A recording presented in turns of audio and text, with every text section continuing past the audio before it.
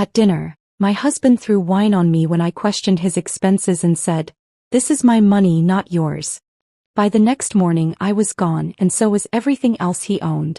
That single word had never held such profound meaning for me until that fateful night at dinner.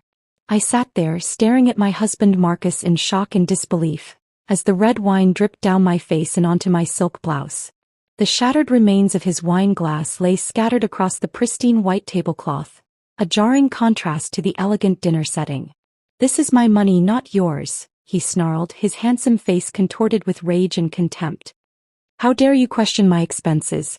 I'm the one who works hard to provide for this family, while you just sit at home and spend my money. Hey beautiful people. Your support means everything to me. Help me reach my next big milestone by hitting that subscribe button. It's free, supports the channel, and ensures you never miss an amazing video. Let's dive in." In that moment, something deep inside me shattered irreparably. The illusion of our perfect marriage, the facade of love and partnership that I had so desperately clung to for the past decade, it all crumbled to dust in the face of his cruel words and actions. I had always dreamed of a life of luxury and sophistication. Growing up in a middle-class family, I had worked tirelessly to put myself through college and land a coveted job at a top marketing firm. It was there that I first laid eyes on Marcus, a charismatic and driven young executive who enchanted me with his charm, brilliance, and opulent lifestyle. Within a year of our passionate courtship, Marcus and I were wed in a breathtaking ceremony at a picturesque vineyard. As I recited my vows before our loved ones, I felt like I was living a real-life fairy tale. I was now Olivia Russo, wife of a prosperous businessman and a fixture of the city's elite social scene. For the first few years of our union, life was everything I had ever envisioned. I left my job to embrace the role of a full-time housewife, filling my days with shopping sprees at designer boutiques, lunches with other affluent wives, and throwing lavish dinner parties in our palatial estate. Marcus was attentive and affectionate, surprising me with extravagant presents and whisking me away on luxurious getaways. However, as the years slipped by, hairline fractures began to appear in the immaculate veneer of our marriage. Marcus's controlling nature intensified, dictating every facet of my existence from my wardrobe choices to my social circle. He insisted that I justify every cent I spent while growing irate if I dared to question his own financial choices. I found myself treading on thin ice, constantly uncertain of what might provoke one of Marcus's explosive tirades. He would disparage my intellect, ridicule my aspirations, and accuse me of ingratitude for the life he provided. To the outside world, he maintained the image of a devoted husband, but in the privacy of our home, his barbed words slowly chipped away at my self-esteem and confidence.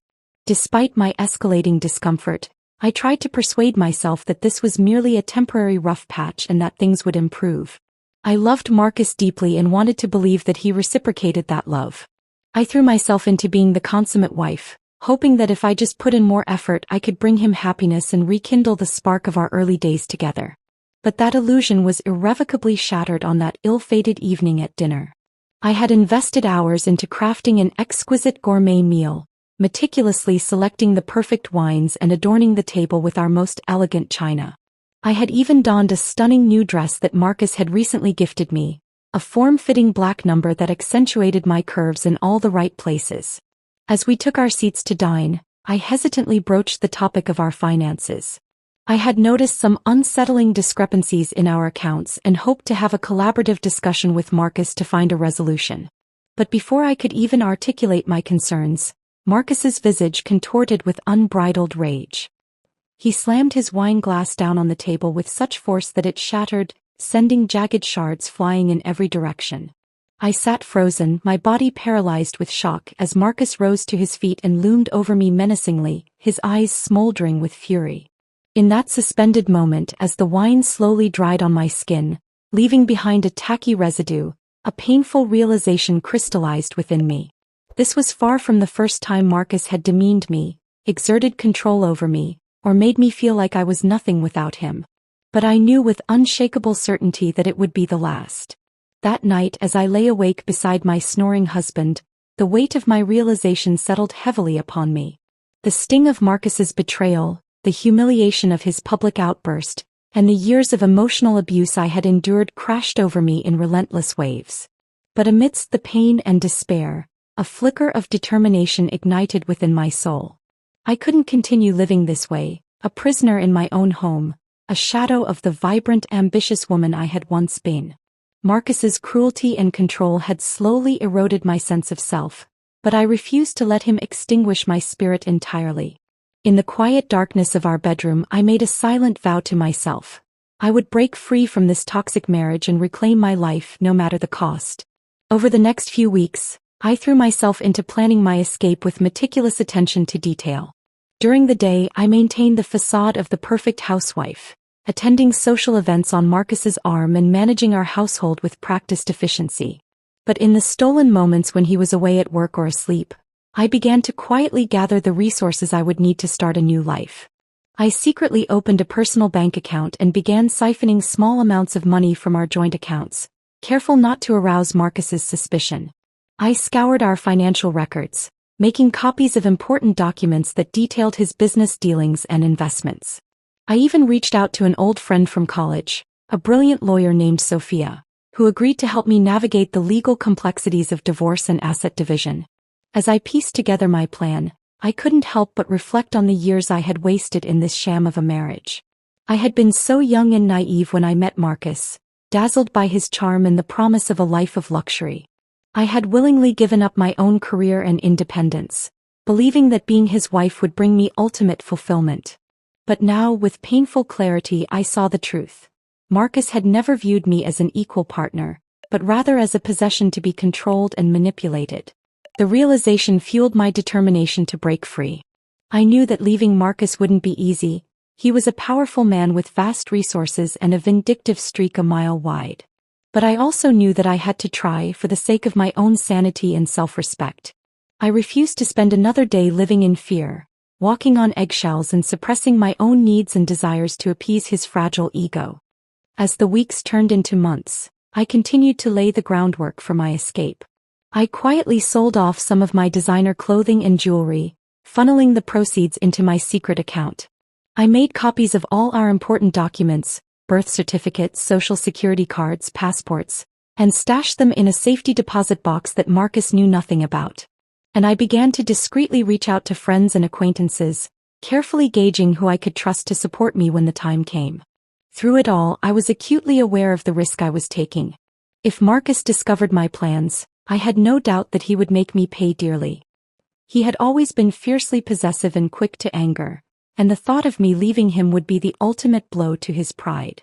I knew that I would have to be exceptionally careful, covering my tracks and maintaining an air of absolute normalcy until the moment I was ready to make my move.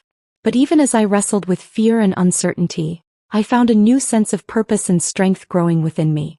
For the first time in years, I felt like I was taking control of my own destiny, rather than simply existing as an extension of Marcus's will. The knowledge that I was working towards a brighter future, free from his manipulation and abuse, gave me the courage to keep pushing forward, even in the darkest moments. Finally, after months of careful planning and preparation, the day arrived when I would make my escape. I had chosen a time when I knew Marcus would be away on a business trip, giving me a crucial window of opportunity to set my plan into motion. With trembling hands, I packed a single suitcase with the bare essentials, a few changes of clothes, my most treasured possessions, and the documents I had so carefully gathered. I took one last look around the luxurious home that had been both my palace and my prison, feeling a twinge of sadness for the love and dreams I had once believed in. But I knew that staying would be a far greater tragedy than leaving behind the trappings of wealth and status. As I stepped out into the cool, crisp dawn, a sense of exhilaration and fear coursed through my veins. I slipped into the waiting taxi, my heart pounding as I gave the driver the address of the modest apartment I had secretly rented across town. It was a far cry from the sprawling mansion I was leaving behind, but it represented something far more precious: freedom. As the taxi pulled away from the curb, I couldn't help but feel a pang of guilt and uncertainty. Was I doing the right thing? Would I be able to build a new life on my own without the financial security and social status that Marcus provided? But even as the doubts swirled in my mind, I clung to the memory of that fateful night at dinner, the night when Marcus's true colors had been laid bare for all to see. I knew that I deserved better than a life of constant fear and belittlement. I deserve to be treated with respect, to have my own dreams and ambitions, to be seen as a whole person rather than a mere accessory to someone else's success. And I was determined to fight for that life, no matter how difficult the road ahead might be. As the city skyline faded into the distance behind me, I felt a sense of bittersweet liberation wash over me. I had taken the first step towards reclaiming my identity and my future. There would be challenges and setbacks ahead, but for the first time in years, I felt a flicker of hope and excitement for what lay ahead. I was no longer Olivia Russo, the trophy wife and silent sufferer. I was Olivia, the survivor, the fighter, the woman who had dared to dream of a life beyond the gilded cage. And I knew that whatever happened next, I would face it with my head held high and my spirit unbroken. The betrayal had cut me deeply, but it had also awakened a strength and resilience I never knew I possessed. And as I embarked on this new chapter of my life, I made a silent promise to myself. I would not only survive but thrive, and I would make Marcus rue the day he ever underestimated me. As the taxi carried me away from the life I had known for so long, I felt a mix of fear and exhilaration coursing through my veins. I clutched my small suitcase close to my chest, my hands trembling slightly as I realized the magnitude of what I had just done. I had left behind everything: my home, my possessions, and my marriage, in pursuit of a chance at freedom and happiness. The first few days in my new apartment were a whirlwind of emotions. I felt a sense of relief and liberation, knowing that I was finally free from Marcus's controlling grip. But at the same time, I was acutely aware of the challenges that lay ahead. I had to rebuild my life from scratch without the financial security and social status that I had grown accustomed to. I threw myself into the task with determination and focus. I found a job at a small marketing firm, drawing on the skills and experience I had gained in my previous career. It was a far cry from the high-powered position I had once held, but it provided a steady income and a sense of purpose. I began to make new friends, slowly building a support network of people who knew me as Olivia, the independent woman, rather than Olivia, the wealthy housewife. But even as I began to build a new life for myself, I couldn't shake the lingering shadows of my past. I was haunted by memories of Marcus's cruelty and the years I had spent under his thumb. I would wake up in the middle of the night, my heart racing and my skin damp with sweat, as vivid nightmares replayed the worst moments of our marriage in my mind. I knew that I needed help to heal from the trauma I had experienced. I started seeing a therapist, a kind and compassionate woman named Dr. Patel, who helped me work through my feelings of fear, anger, and shame. She taught me coping strategies for managing my anxiety and encouraged me to rebuild my self-esteem through positive affirmations and self-care. As the weeks turned into months, I began to feel a sense of hope and renewal. I was no longer defined by my relationship with Marcus or the life I had left behind. I was forging my own path, one step at a time, and discovering a strength and resilience within myself that I never knew I possessed. But even as I began to heal and move forward, I couldn't shake the nagging sense of unfinished business. I knew that Marcus would not let me go easily, and I feared the day when he would inevitably track me down and try to drag me back into his world. That day came sooner than I had anticipated. I was leaving my apartment one morning, ready to head to work, when I saw a familiar figure leaning against a sleek black car parked across the street. My heart stopped as I recognized Marcus's tall frame and chiseled features, his eyes hidden behind dark sunglasses. I froze, my mind racing with panic and dread. How had he found me? What did he want? I considered turning around and running back inside, but I knew that would only delay the inevitable confrontation. I took a deep breath, squared my shoulders, and walked towards him with a sense of determination. As I approached, Marcus pushed himself off the car and removed his sunglasses, fixing me with a piercing stare. "Olivia," he said, his voice low and controlled. "It's time to come home." I shook my head, my voice trembling slightly as I replied, "I'm not going anywhere with you, Marcus. This is my home now." He took a step towards me, his expression darkening. "Don't be foolish, Olivia. You belong with me. I've given you everything, a life of luxury, a place in society. You can't just walk away from that." I felt a surge of anger and defiance rising within me. "You gave me a gilded cage, Marcus. A life of fear and control. I won't go back to that, not ever." He scoffed, his lips curling into a sneer. "You think you can make it on your own? You're nothing without me, Olivia. You'll come crawling back soon enough, begging for my forgiveness." I stood my ground, my voice steady and clear. "I'm not nothing, Marcus. I am a survivor. I am a woman who has learned her own worth, and I will never again let anyone else define me. You have no power over me anymore." For a moment, I saw a flicker of surprise and uncertainty in his eyes.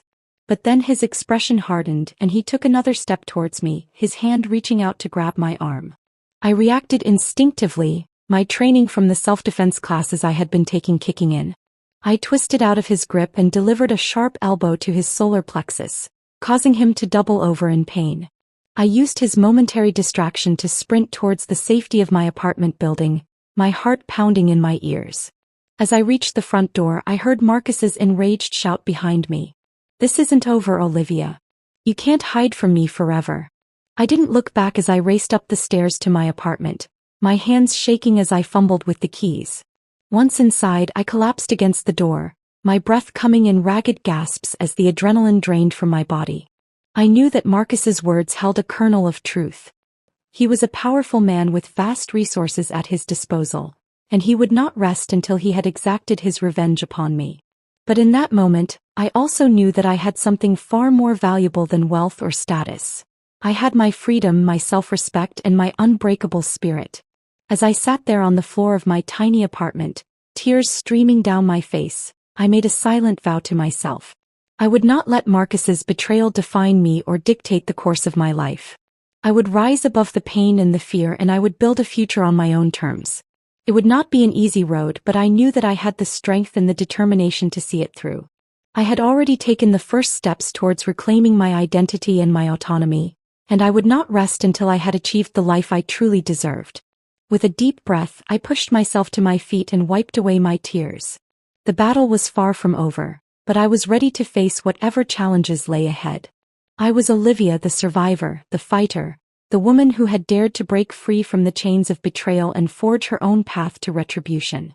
Marcus's unexpected appearance outside my apartment served as a chilling reminder that my past was never far behind. Despite my brave words and newfound resolve, I knew that I would never truly be free until I confronted the demons that still haunted me. And the greatest of those demons was the man I had once called my husband. In the days following our confrontation, I threw myself into my work and my new life with a sense of determined focus. I refused to let Marcus's threats and intimidation tactics derail the progress I had made. I continued to attend therapy sessions with Dr. Patel, working through the complex emotions that his reappearance had stirred up within me. But even as I tried to move forward, I couldn't shake the nagging sense of unease that followed me like a shadow. I found myself looking over my shoulder constantly, jumping at every unexpected sound or movement. I knew that Marcus was out there somewhere, plotting his next move, and the anticipation of what he might do next was almost as terrifying as the reality. As the weeks passed, I began to hear whispers and rumors about Marcus's increasingly erratic behavior. Friends and acquaintances would pull me aside at social events, their voices low and conspiratorial as they shared the latest gossip. Some said that he had become a recluse, rarely leaving his sprawling mansion and refusing all visitors. Others claimed that he had been spotted out on the town, drinking heavily and picking fights with anyone who crossed his path. I tried to distance myself from the rumors, focusing instead on building my own life and career. But a part of me couldn't help but feel a twisted sense of satisfaction at the thought of Marcus spiraling out of control. After all the years of abuse and manipulation I had suffered at his hands, there was a dark corner of my heart that relished the idea of him getting a taste of his own medicine. But even as I tried to push those thoughts aside, I couldn't escape the growing sense of dread that lingered in the back of my mind. I knew that Marcus's unraveling was a ticking time bomb, and I feared the moment when he would finally explode. That moment came on a chilly October evening as I was walking home from work. I had taken to varying my route and schedule, never wanting to be too predictable in my movements. But as I turned the corner onto my street, I froze in my tracks at the sight of a familiar figure stumbling towards me. It was Marcus, but not the polished, carefully controlled Marcus I had known for so long.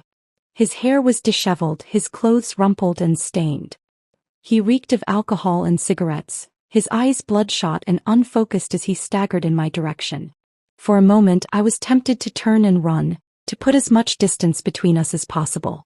But something inside me snapped, a long simmering rage that had been building for years. I stood my ground, my fists clenched at my sides as Marcus lurched to a stop in front of me. "Olivia," he slurred, his voice thick with alcohol and resentment. "You think you can just walk away from me? From everything we had together?" I stared at him, my voice icy as I replied, "We had nothing together, Marcus. Nothing but lies and abuse and control. I'm done being your victim." He let out a harsh bark of laughter, his eyes glinting with a manic light. "You'll never be done with me, Olivia. You're mine now and forever. And if I can't have you, no one can." With those words he lunged at me, his hands outstretched like claws. But I was ready for him. I sidestepped his clumsy attack and delivered a swift kick to his kneecap, sending him sprawling to the ground with a howl of pain. I stood over him, my chest heaving with a mix of adrenaline and long-suppressed rage. "You don't own me, Marcus. You never did. And I will never ever let you control me again." He looked up at me, his eyes filled with a blend of hatred and grudging respect. "You think you've won, Olivia? You think you can just walk away and live happily ever after? You have no idea what I'm capable of." I shook my head, a mirthless smile playing across my lips. "That's where you're wrong, Marcus. I know exactly what you're capable of. But I also know what I'm capable of. And I will fight you with every breath in my body, every step of the way." With that, I turned and walked away, leaving him sprawled on the cold concrete. I could hear him shouting after me, his voice rising in a crescendo of rage and desperation. But I didn't look back. In the days that followed, I braced myself for Marcus's next move. I knew that he wouldn't let my defiance go unanswered, and I was prepared for anything he might throw my way. I doubled down on my self-defense training, honing my skills until I felt confident in my ability to protect myself. I reached out to Sophia, my lawyer friend, and began the process of filing for a restraining order and divorce. But even as I took all the necessary precautions, I couldn't shake the feeling that Marcus was always one step ahead of me. I would catch glimpses of him out of the corner of my eye, lurking in the shadows or watching me from a distance.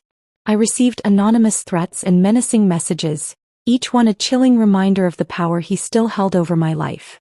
And then, just when I thought I had reached my breaking point, I received a call from Sophia that changed everything. She had been digging into Marcus's financial records and business dealings, looking for any evidence of wrongdoing that could give me leverage in the divorce proceedings. And what she had uncovered was beyond anything I could have imagined. Marcus, it turned out, had been involved in a web of illegal activities for years, from money laundering to insider trading to outright fraud. He had been using his wealth and influence to manipulate the system, lining his pockets at the expense of others. And now, thanks to Sophia's tireless efforts, we had the proof we needed to bring him down. As I listened to Sophia lay out the details of the case, I felt a sense of grim satisfaction wash over me. Finally, after all the years of suffering and betrayal, I had the upper hand. I had the power to make Marcus pay for his crimes, to see him face the consequences of his actions. But even as I reveled in the prospect of justice, I knew that the road ahead would not be easy.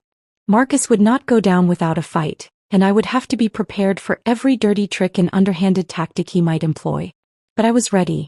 I had been forged in the fires of betrayal and survival, and I would not rest until I had claimed the retribution I so richly deserved.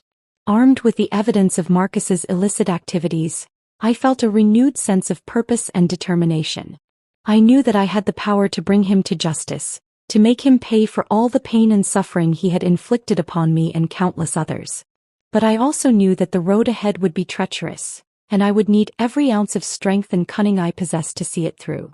In the weeks that followed, I worked closely with Sophia to build our case against Marcus. We pored over financial records, interviewed witnesses, and gathered a mountain of incriminating evidence. It was tedious, exhausting work, but I threw myself into it with a sense of grim satisfaction.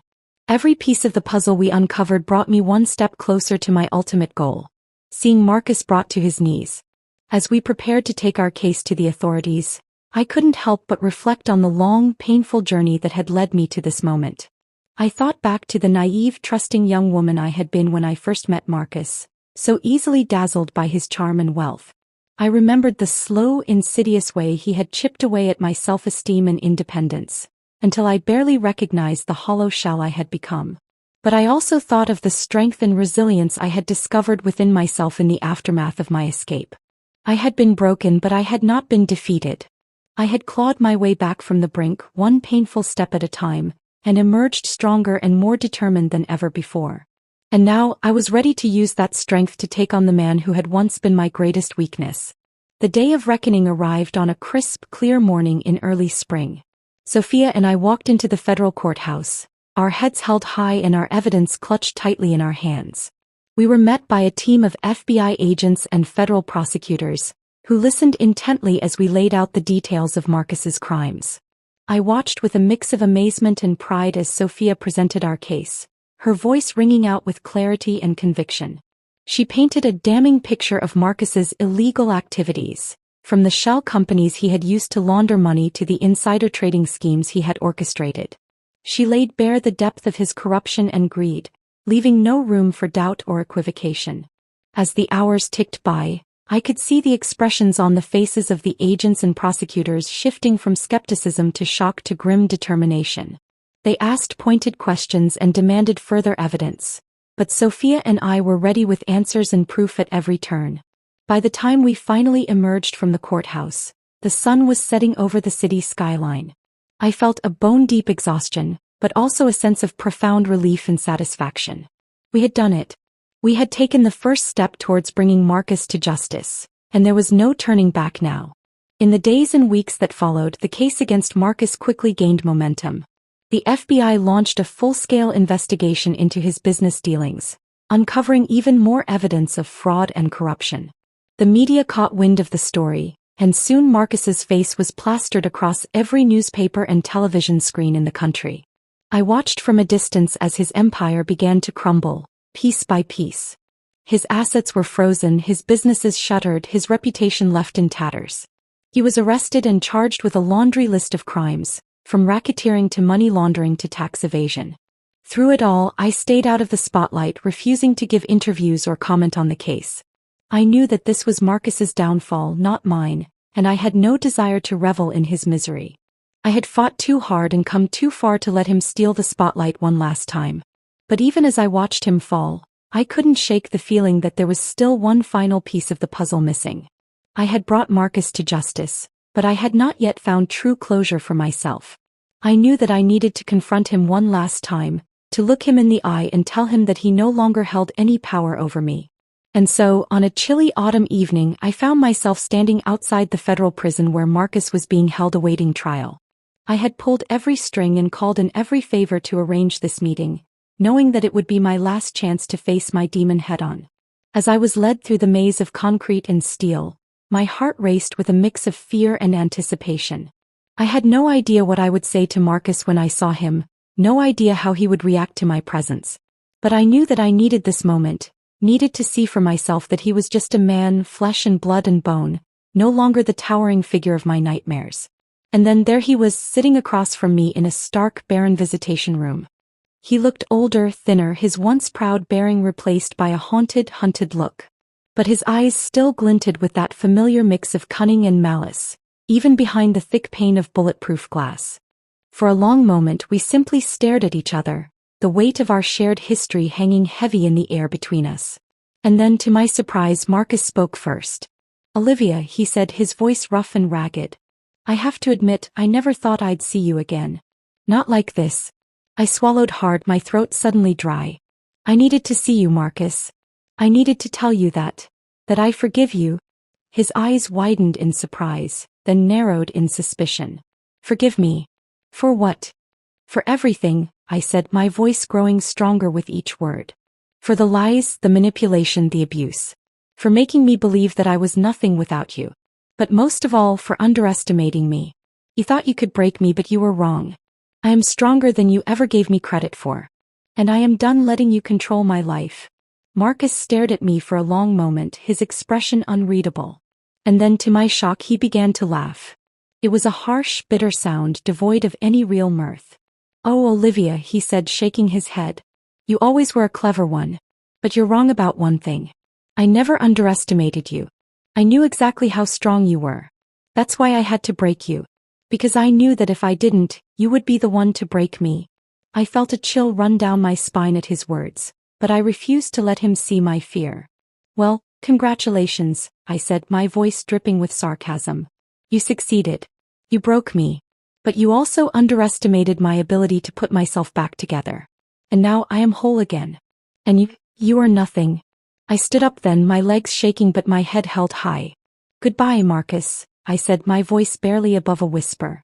I hope you rot in here for a long, long time. And with that I turned and walked away, leaving behind the man who had once been my whole world. I knew that I would never forget the pain he had caused me, the scars he had left on my soul. But I also knew that I was finally free from his control, his manipulation, his cruelty. As I stepped out into the crisp autumn air, I felt a sense of lightness and liberation wash over me. I had faced my demon and emerged victorious. I had claimed my retribution not through violence or vengeance, but through the power of my own inner strength. And now, as I looked out at the wide, open world before me, I knew that anything was possible. I had survived the unimaginable, and I had come out the other side stronger, wiser, and more determined than ever before. I was ready to face whatever challenges lay ahead, secure in the knowledge that I had the power to overcome anything. The betrayal had nearly destroyed me, but in the end, it had also set me free. And for that, in some strange, twisted way, I would always be grateful. As I walked out of the prison, leaving behind the man who had once held such power over me, I felt a sense of profound relief and liberation wash over me. It was as if a heavy weight had been lifted from my shoulders, a burden I had carried for far too long. In the weeks and months that followed, I threw myself into the task of rebuilding my life. With Marcus behind bars and his assets seized, I was finally able to move forward without the constant fear of his retribution hanging over my head. I found a new apartment in a vibrant, up-and-coming neighborhood, far from the suffocating opulence of the mansion I had once shared with Marcus. I filled it with bright, airy furnishings and personal touches, creating a space that felt truly my own. I threw myself into my work, taking on new clients and projects with a sense of passion and purpose. I had always been good at what I did, but now, free from Marcus's constant belittlement and control, I found that I was thriving like never before. My colleagues and clients noticed the change in me, commenting on my newfound confidence and creativity. In my free time, I reconnected with old friends and made new ones, building a support system of strong, independent women who understood the challenges I had faced. We would meet for coffee or drinks, swapping stories and offering each other encouragement and advice. For the first time in years, I felt truly seen and understood. I also continued my therapy sessions with Dr. Patel, working through the lingering trauma and trust issues that Marcus's abuse had left me with. It wasn't always easy, confronting the painful memories and deep-seated fears that had haunted me for so long. But with each session, I felt myself growing stronger, more resilient, more whole. Slowly but surely, I began to rebuild my sense of self, my confidence, my trust in my own judgment. I learned to set boundaries and assert myself, to stand up for what I believed in and what I deserved. I learned to love myself again, to see my own worth and value, independent of anyone else's validation or approval. As the months turned into years, I found myself thriving in ways I had never thought possible. My business was booming, my friendships were deep and meaningful, and my sense of self was stronger than ever. I had not only survived my ordeal, but I had emerged from it a better, stronger, more authentic version of myself. Of course, there were still moments when the old fears and doubts would creep in, when I would find myself looking over my shoulder or jumping at sudden noises. The scars of my past would never fully fade, and I had accepted that they were now a part of who I was. But I refused to let those scars define me or hold me back. I had fought too hard and come too far to let the ghosts of my past dictate my future. And so, I kept moving forward, one step at a time, determined to live my life on my own terms and to never again let anyone else control my destiny. As I sat in my cozy living room one evening, sipping a glass of wine and reflecting on how far I had come, I couldn't help but feel a sense of pride and gratitude. I had been through hell, but I had emerged stronger, wiser, and more resilient than I ever thought possible. I thought back to the naive, trusting young woman I had been when I first met Marcus, so easily dazzled by his charm and wealth. I thought of the years I had spent under his thumb, slowly losing myself piece by piece, until I barely recognized my own reflection in the mirror. But I also thought of the strength and courage I had found within myself when I finally decided to break free, to reclaim my life and my identity. I thought of the long, difficult journey I had undertaken, from those first terrifying steps out of our marital home to the final confrontation with Marcus in that cold, sterile prison visitation room. And I realized that, in the end, my story was not one of victimhood or defeat, but of survival and triumph. I had faced the darkest parts of myself and the cruelest realities of the world, and I had emerged changed but unbroken, scarred but still standing tall. I knew that my journey was far from over, that there would be new challenges and obstacles to face in the years to come. But I also knew that I was ready for whatever lay ahead, armed with the strength, wisdom, and resilience I had fought so hard to earn.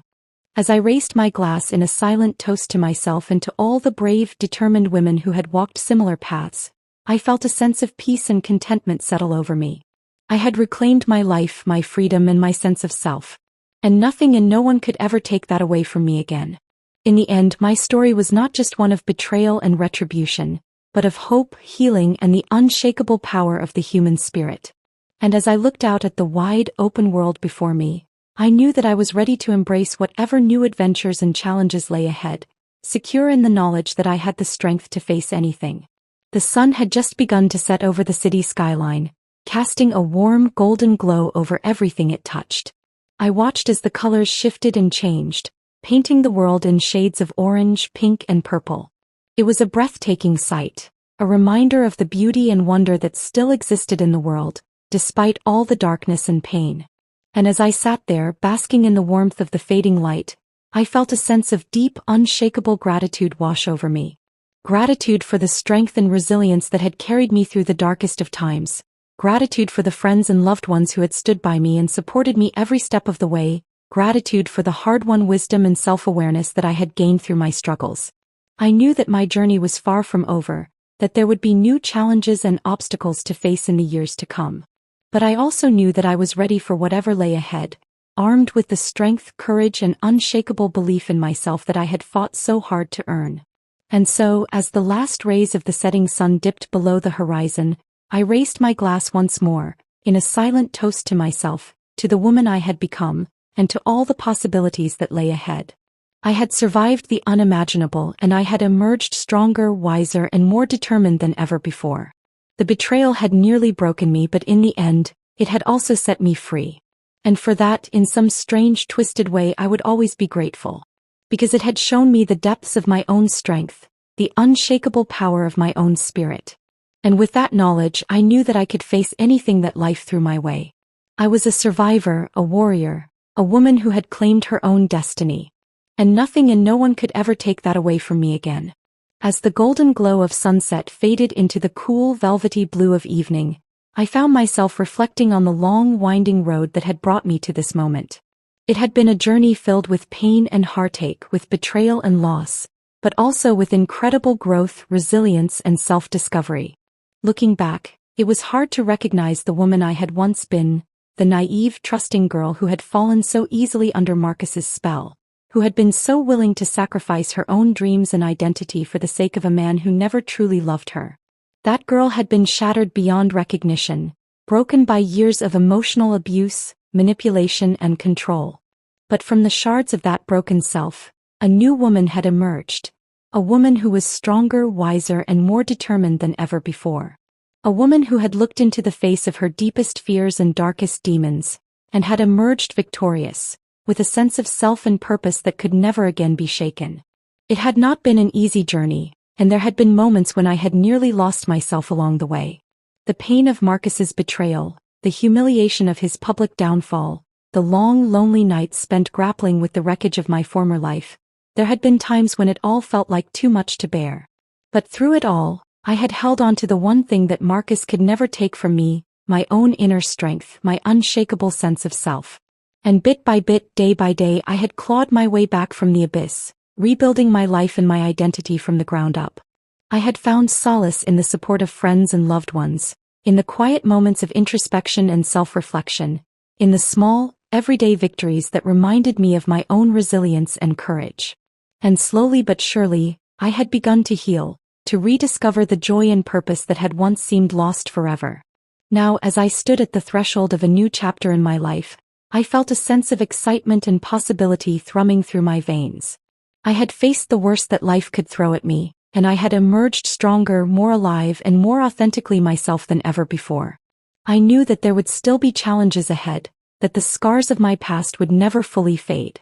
But I also knew that I had the tools and the strength to face whatever lay ahead, to build a life that was truly my own on my own terms. And so, as the last light of day slipped beneath the horizon, I closed my eyes and took a deep breath, savoring the cool, crisp air and the sense of peace and contentment that washed over me. I had walked through the flames of hell and emerged reborn, a phoenix rising from the ashes of my own destruction. I had claimed my retribution not through violence or vengeance, but through the quiet, unshakable power of my own spirit. I had looked my darkest demons in the eye and refused to blink, refused to back down or surrender. And now, as I stood on the cusp of a new dawn, I knew that I was ready for whatever lay ahead.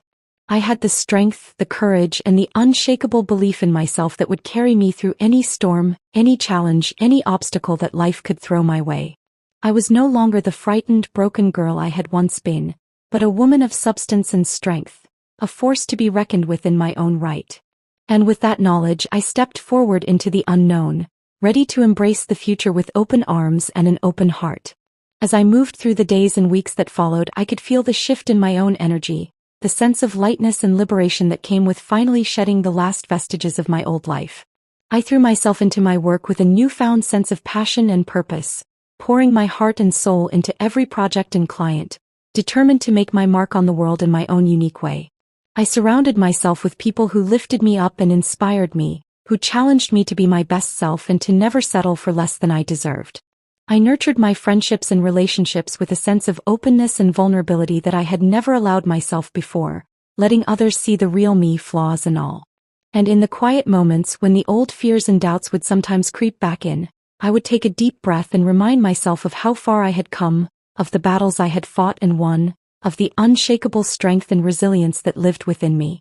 I knew that my story was far from over, that there would be new chapters to write and new adventures to embark upon. But I also knew that I was ready for whatever lay ahead, that I had the tools and the wisdom and the courage to face any challenge that came my way. And so, as I looked out at the wide, open world before me, I felt a sense of excitement and possibility that I had never known before. I was no longer a prisoner of my own fears, my own limitations, but a woman who was truly free to live and love and dream on her own terms. The betrayal that had once threatened to destroy me had instead become the catalyst for my own transformation, the fire that had forged me into the woman I was always meant to be.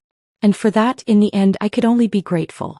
Grateful for the strength and resilience that had carried me through the darkest of times, grateful for the love and support of the people who had stood by me every step of the way, grateful for the hard-won wisdom and self-awareness that had come through the pain and struggle. And most of all, grateful for the woman I had become, a woman who knew her own worth, her own power, her own limitless potential. A woman who had claimed her retribution, her freedom, and her own story. A woman who was ready to face the world with her head held high, secure in the knowledge that she could handle anything that came her way. And as I took my first steps into this new chapter of my life, I could feel the warmth of the sun on my face, the gentle breeze at my back, the sense of endless possibility stretching out before me. I knew that the road ahead would not always be easy, that there would be challenges and obstacles to overcome. But I also knew that I had the strength, the courage, and the unshakable belief in myself to face whatever lay ahead. I had survived the unimaginable, and I had emerged stronger, wiser, and more alive than ever before. And with that knowledge, I stepped forward into the unknown, ready to embrace the future with open arms and an open heart, ready to write the next chapter of my own story on my own terms. The betrayal was behind me, the retribution claimed. And now, the rest of my life stretched out before me, a blank page waiting to be filled with the story of the woman I had become. As I stepped into this new chapter of my life, I could feel a sense of excitement and possibility thrumming through my veins. The betrayal and pain of my past were behind me, and the future stretched out before me like a blank canvas, waiting to be painted with the colors of my own dreams and desires. In the weeks and months that followed, I threw myself into the task of rebuilding my life with a newfound sense of purpose and determination. I poured my heart and soul into my work, taking on new challenges and projects that pushed me to grow and evolve in ways I never had before. I nurtured my friendships and relationships with a sense of openness and vulnerability that I had never allowed myself before, letting others see the real me, flaws and all. I surrounded myself with people who lifted me up and inspired me, who challenged me to be my best self and to never settle for less than I deserved. And in the quiet moments when I found myself reflecting on the long winding road that had brought me to this point, I could feel a deep sense of gratitude and appreciation for all that I had been through. Every struggle, every setback, every moment of pain and heartache had shaped me into the woman I was today, a woman who was stronger, wiser, and more resilient than I ever could have imagined. But even as I embraced this new chapter of my life with open arms, I knew that there was still one piece of unfinished business that I needed to attend to. And that was the matter of the man who had once been the center of my world, the man who had betrayed me so deeply and so completely that it had nearly destroyed me. Marcus.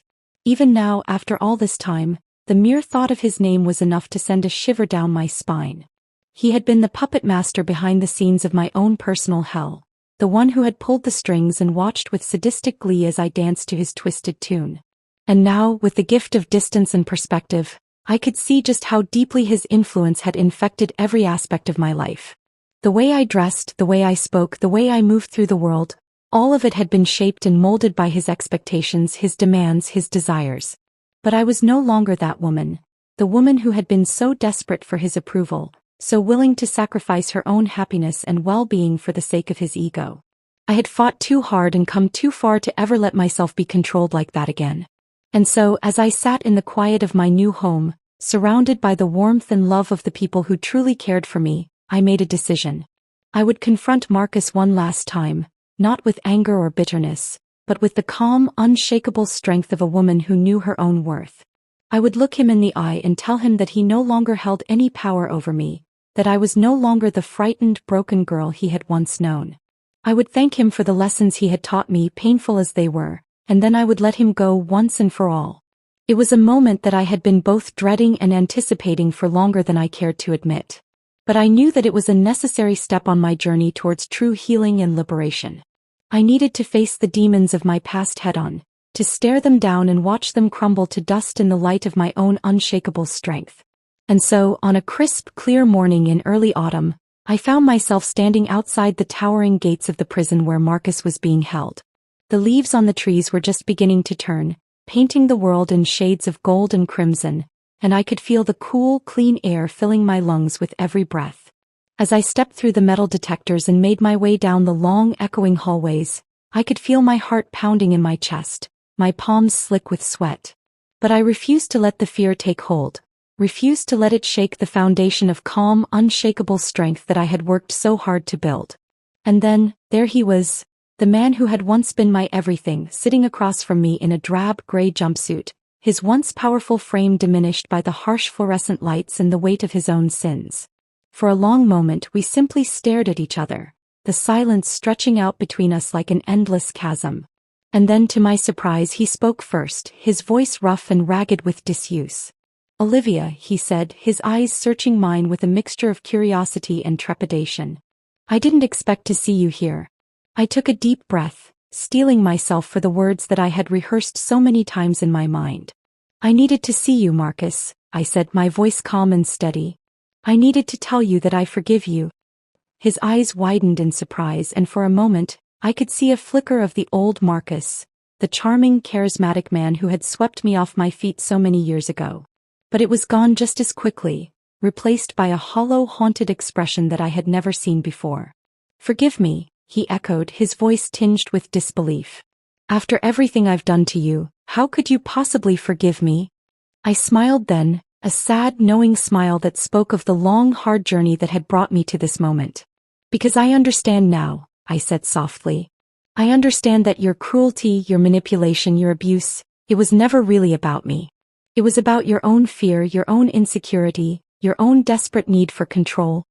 He stared at me for a long moment, his eyes searching mine as if looking for some hidden catch, some ulterior motive.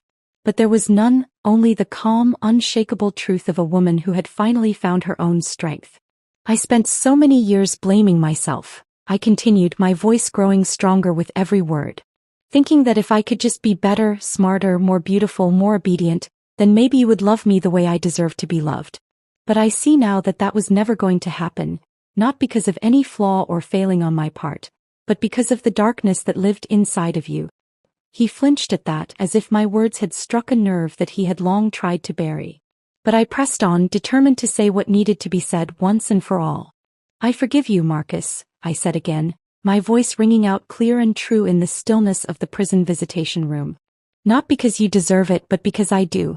I forgive you for the sake of my own peace, my own healing, my own liberation. And I thank you for the lessons you've taught me, lessons about strength, about resilience, about the unshakable power of my own spirit. And with those words, I could feel the last of the chains that had once bound me to him falling away, the last of the wounds that he had inflicted finally beginning to heal.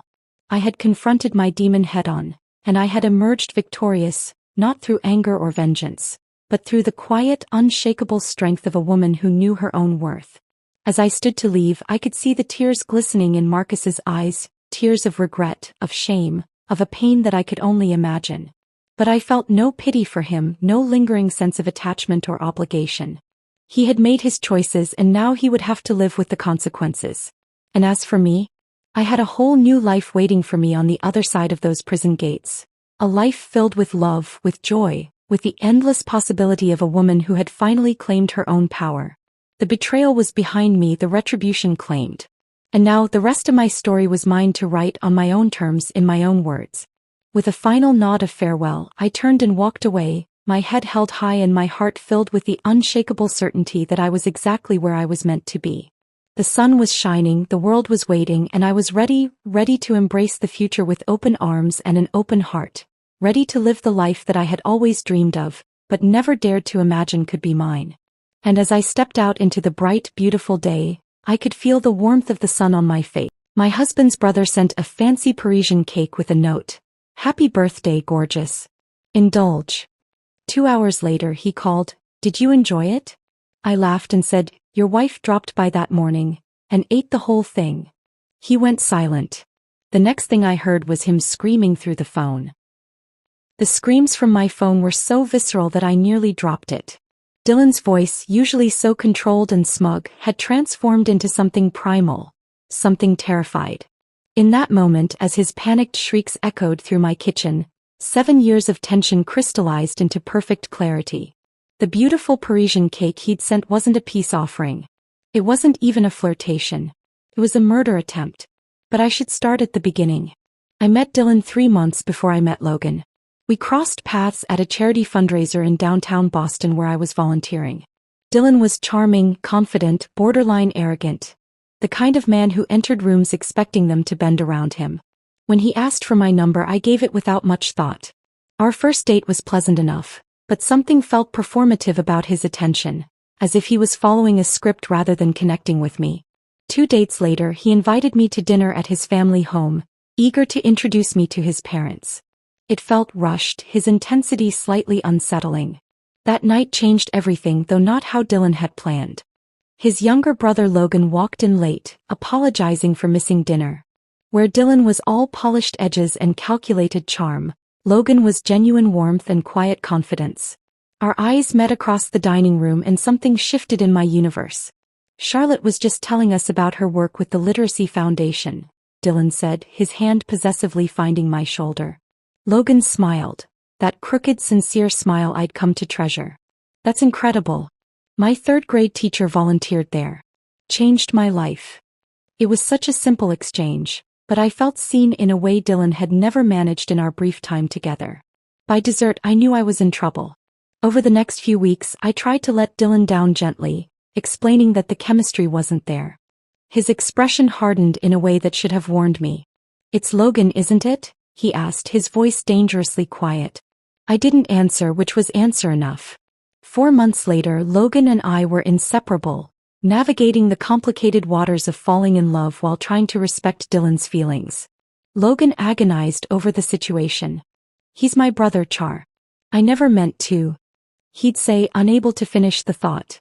I understood. Family loyalty ran deep for the Mitchell brothers despite their differences.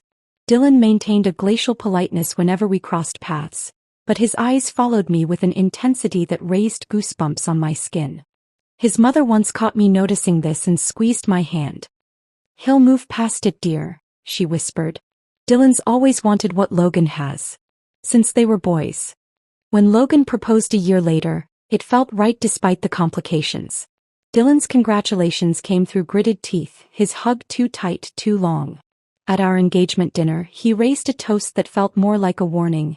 To my brother, who always seems to find exactly what I'm looking for. The wedding preparations became a minefield of Dylan's subtle sabotage. Venue recommendations that mysteriously fell through, a misplaced deposit, Logan's tuxedo order that somehow got cancelled. Nothing could be directly attributed to him, yet Logan and I both knew. The morning of our wedding, I found a note slipped under my dressing room door. "You're making a mistake. It should have been me." I burned it before anyone could see, determined not to let Dylan taint our day. During the ceremony, I caught Dylan watching me with naked longing as I walked down the aisle. When the minister asked if anyone objected, my heart froze for 3 eternal seconds before the moment passed. At the reception, Dylan delivered a best man speech so double-edged that guests shifted uncomfortably in their seats, unsure whether to laugh or wince. "I knew Charlotte first," he reminded everyone, swirling champagne in his glass. "Sometimes the universe has a twisted sense of humor about who ends up with whom." He finished with a smile that didn't reach his eyes. 2 months after our honeymoon, Dylan announced he was engaged to Amelia, a quiet pharmaceutical researcher he'd known for all of 3 weeks. Logan was stunned. "That's sudden," he managed when Dylan broke the news at Sunday dinner. Dylan shrugged, his arm draped possessively around Amelia's shoulders. "When you know, you know.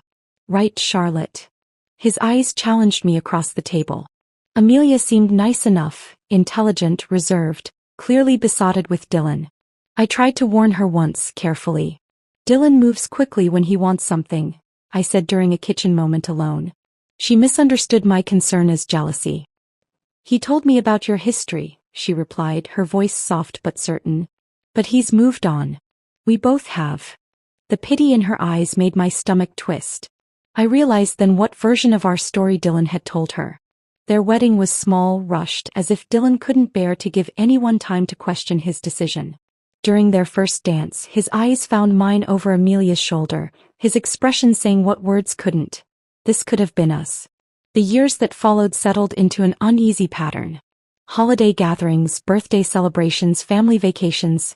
Each occasion a fresh opportunity for Dylan to remind me of what might have been. A brush of fingers when passing the salt. Knowing glances while others were distracted. Comments with hidden meanings only I would catch. "Remember that Italian place on Newberry Street, Charlotte? Best carbonara in the city," he'd say casually, referencing our second date while his wife and brother sat oblivious beside us. At Logan's birthday last year, I found Dylan alone in the kitchen, staring at a photograph of Logan and me on the refrigerator. "He doesn't deserve you," he murmured, not turning around. He never did. I'd learned to navigate these moments with practiced grace, maintaining distance without creating scenes. Logan knew something remained unresolved with his brother but could never quite grasp its depth. "Dylan's always been intense," he'd say, "especially around you." If only he knew how that intensity had calcified into something darker over the years. How Dylan's gaze had transformed from wanting to something that felt increasingly like hatred. How his compliments had evolved into veiled criticisms designed to undermine my confidence, my marriage, my sense of safety. When Logan left for his business trip last week, I caught Dylan watching our house from his car, parked down the street. He drove away when I noticed him, but the message was clear. He was waiting for an opportunity. I just never imagined that opportunity would come in the form of a beautiful Parisian cake, its elegant box tied with a satin ribbon, delivered on my birthday morning with a card that read, "Happy birthday, gorgeous. Indulge." The cake that now, as Dylan's screams filled my kitchen, I realized had never been meant as a gift but as a weapon. I stood in my kitchen, fingers tracing the edge of Dylan's note as morning light spilled across the marble countertop. The cake had arrived just after 7, an unreasonably early delivery that had pulled me from sleep. The doorbell's chime had sent my heart racing, momentarily hoping Logan had somehow managed to return early from his Chicago conference to surprise me for my birthday. Instead, a courier in crisp uniform had presented me with an elegant white box tied with navy satin ribbon. "Special delivery for Mrs. Mitchell," he'd announced with practiced cheer. The return address was from La Pâtisserie du Jardin, an exclusive French bakery that had recently opened a location in Boston's upscale Beacon Hill neighborhood. I'd mentioned wanting to try it during a family dinner months ago, a casual comment I never expected anyone to remember. Especially not Dylan. Now, alone in my bathrobe, I carefully untied the ribbon. The box itself was a work of art, thick cream cardstock embossed with gold filigree. Inside, nestled in delicate tissue paper, sat what could only be described as an edible masterpiece. The cake was small but exquisite, a glossy dark chocolate glaze cascading over layers visible from the side. Vanilla bean, raspberry, chocolate mousse, and what looked like champagne-infused cream. Decorative gold leaf adorned the top alongside fresh berries dusted with what might have been edible shimmer. It was the kind of dessert that belonged in a magazine spread. The kind that cost more than most people spent on a week of groceries. I set the card on the counter, Dylan's familiar handwriting making my stomach tighten. Happy birthday, gorgeous. Indulge. Nothing more. No signature. As if I wouldn't know exactly who it was from. My phone buzzed with birthday wishes from friends, but Logan's morning call was conspicuously absent. The conference had him booked solid, presentations from dawn until dinner, followed by networking events he couldn't escape. I'll make it up to you next weekend, he'd promised before leaving. We'll celebrate properly, just the two of us. I'd kissed him goodbye 3 days ago, trying not to show my disappointment. Now I stood alone with a cake from the last person who should be sending me birthday gifts. I snapped a photo of the creation before retrieving a fork from the drawer. Despite my unease, curiosity won out. I leaned forward to take a small taste from the edge. Something stopped me. A faint scent beneath the rich chocolate and berries. Something almost medicinal. I set the fork down, suddenly cold despite the warm May morning filtering through the kitchen windows. This wasn't the first inappropriate gesture from Dylan over the years, but something felt different. The timing with Logan away.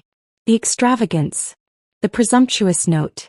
I slid the cake back into its box and washed my hands, as if even touching it had somehow contaminated me. As I dried my fingers on a kitchen towel, my gaze drifted to the photos magnetized to our refrigerator. Logan and me hiking in Vermont, laughing at his parents' anniversary party, huddled together last Christmas morning. Happy, normal. Everything Dylan seemed determined to disrupt. The kitchen clock read 8:17 a.m. when another knock at the door jolted me from my thoughts. Tightening my robe, I peered through the peephole to find Amelia standing on my porch, shifting awkwardly from foot to foot. Of all people. I smoothed my hair and opened the door, forcing a smile I didn't feel. Amelia.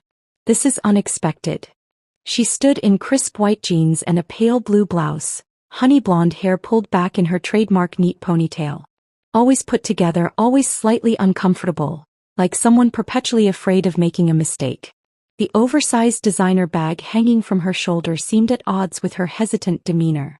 I'm sorry to drop by unannounced, she said, her voice soft as always. She lifted a small gift bag. I wanted to bring this by for your birthday. And I knew Logan was out of town, so. She trailed off, her eyes not quite meeting mine. The thoughtfulness surprised me. Amelia and I maintained polite relations but had never developed the sisterly closeness some in-laws shared. How could we, with Dylan's history hanging between us? That's really sweet of you, I said, genuinely touched. Please come in. I just made coffee. She followed me into the kitchen, her steps measured and careful, as if navigating unfamiliar territory. In 7 years of knowing her, I realized this was only the 3rd time she'd been inside our home without Dylan accompanying her. Your house always feels so lived in, she commented, setting her bag on a chair. I couldn't tell if it was a compliment or criticism compared to her and Dylan's immaculate modernist condo where nothing seemed touched, much less lived in. Oh. Her eyes widened as she spotted the pâtisserie box on the counter. Is that from La Pâtisserie? Dylan mentioned wanting to try it. My hand instinctively moved to cover the card, but too late, she'd already noticed it.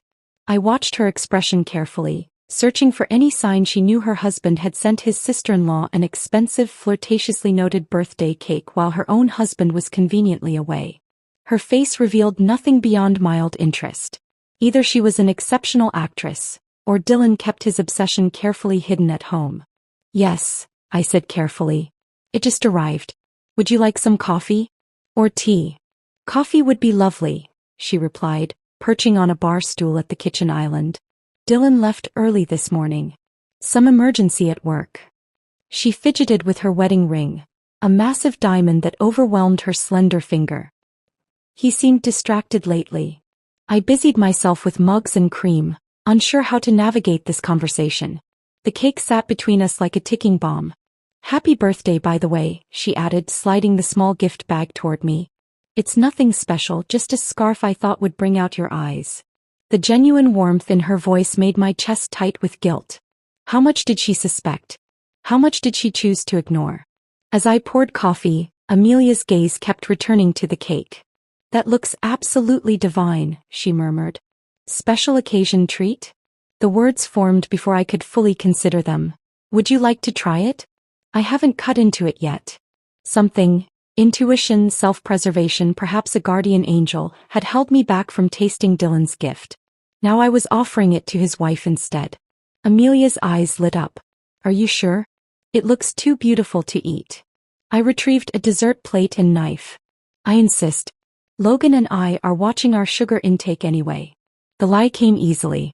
"Besides, what's the point of beautiful things if they're not shared?" As I sliced into the exquisite layers, I had no idea that this simple action would change everything. That within hours, this elegant confection would reveal the darkness Dylan had harbored all these years, and that Amelia's innocent visit would save my life while endangering her own. Amelia's fork hovered over the slice I'd placed before her, her expression almost reverent. "This looks too perfect to eat," she murmured, then took a delicate bite. Her eyes closed momentarily. "Oh my goodness, Charlotte. This is incredible." I watched her carefully, a strange tightness in my chest. The morning sunlight caught the gold flecks on the cake, making them shimmer ominously. I'd poured us both coffee but left mine untouched, suddenly parched despite the full mug. "So," I began, settling across from her at the kitchen island, "how are things with you and Dylan?" Amelia's smile faltered slightly before recovering. "Good. Busy, you know. His firm is handling that big merger downtown." She took another bite, larger this time.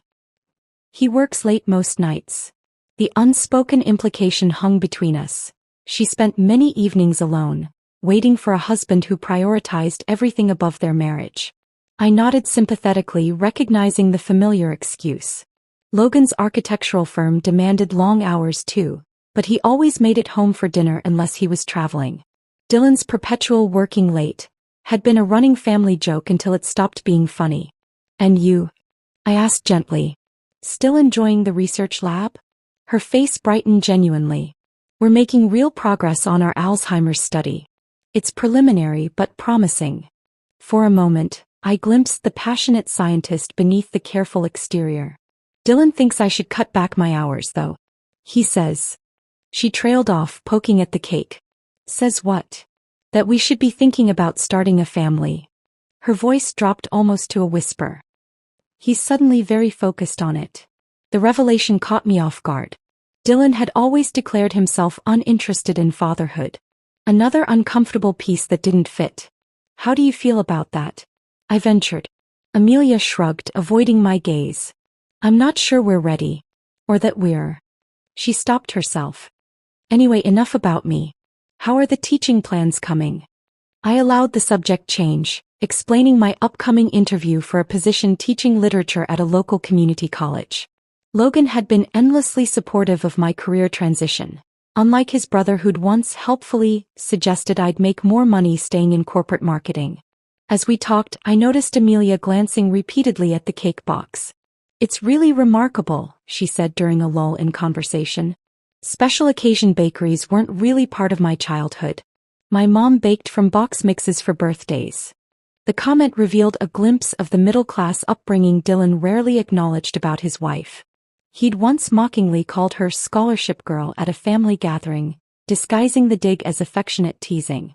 Logan had confronted him afterward, one of the rare times the brothers had openly argued. "My mom was a box mix baker too," I shared, forming an unexpected connection. "We should trade stories sometime." Amelia nodded, a genuine smile warming her features. "I'd like that." The moment of harmony made what came next even more difficult. "Dylan mentioned you had dinner with his parents last weekend," I said casually, folding my napkin precisely. "We weren't invited." Her fork paused midway to her mouth. "Oh," I thought. Confusion flickered across her face. "Dylan said you and Logan couldn't make it. Something about Logan working on a project deadline." Another lie. We'd had no invitation, no mention of any family dinner. I filed this information away, keeping my expression neutral. Must have been a miscommunication. The undercurrent of tension returned, rippling beneath our polite veneer. Amelia finished her cake in uncomfortable silence, then checked her watch. I should probably get going. I have a meeting at 11. Of course, I said, standing to clear her plate. Thank you again for coming by. She hesitated, then asked the question I'd been anticipating. Would you mind if I took some of that cake home? It's just so delicious and Dylan has such a sweet tooth. The request sent a chill through me, though I couldn't have explained why. Some protective instinct made me want to throw the entire cake into the trash, but logic prevailed. What reason could I possibly give for refusing? Absolutely, I replied, reaching for the box. Take all of it.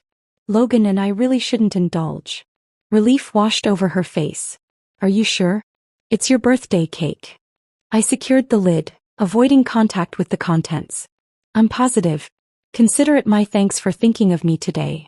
Amelia accepted the box with both hands, treating it like a treasure. Dylan will be thrilled. He mentioned this bakery just last week. Something in her innocent statement triggered an alarm bell. If Dylan had been talking about the bakery recently, the cake wasn't a spontaneous gift but a planned one.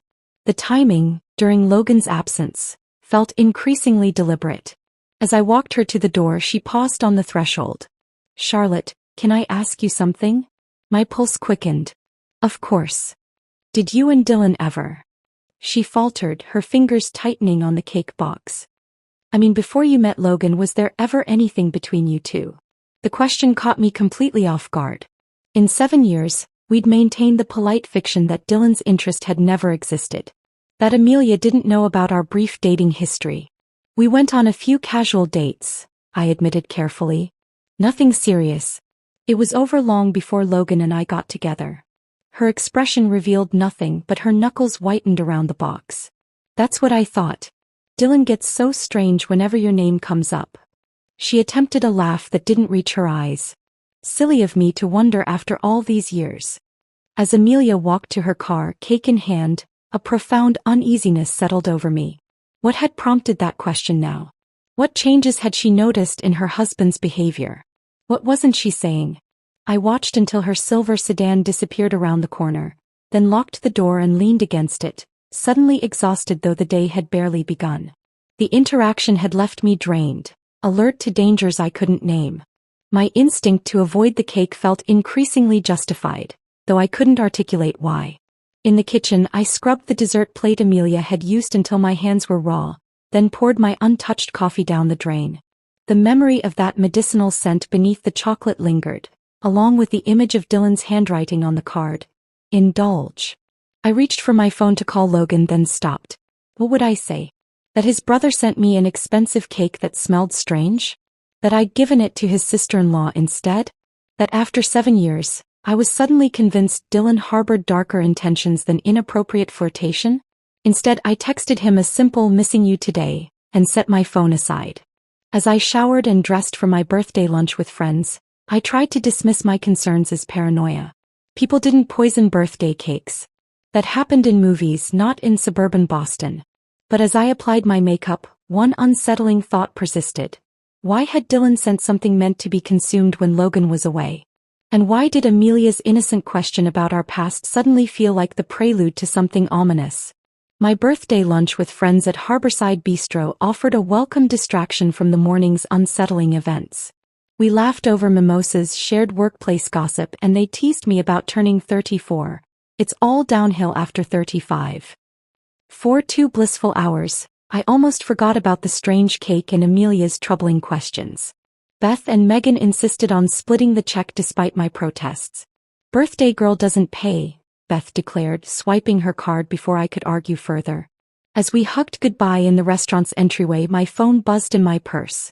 I fished it out, expecting Logan's promised lunchtime call. Instead, Dylan's name flashed on my screen. My stomach dropped. In 7 years of marriage to Logan, Dylan had called me directly exactly 3 times. All for unavoidable logistics regarding family gatherings. Never on my birthday. Never when Logan was out of town. I should take this, I told my friends, forcing a smile. Thanks again for lunch. They departed with final birthday wishes as I answered the call, stepping back into the restaurant's quiet vestibule. "Hello, Charlotte." Dylan's voice sounded unnaturally cheerful. "Happy birthday, gorgeous." The echo of his card's message sent a chill through me. "Thanks, Dylan," I replied neutrally. "That's thoughtful of you. Did you get my little surprise this morning?" His tone was playful, intimate, entirely inappropriate for speaking to his brother's wife. I leaned against the wall, suddenly needing its support. "The cake?" "Yes, it arrived." "And?" The eagerness in his voice made my skin crawl. "Did you enjoy it? I remembered how you mentioned wanting to try that bakery." A couple entered the vestibule, forcing me to step outside onto the sunny sidewalk. Traffic noise provided a strange soundtrack to this increasingly disturbing conversation.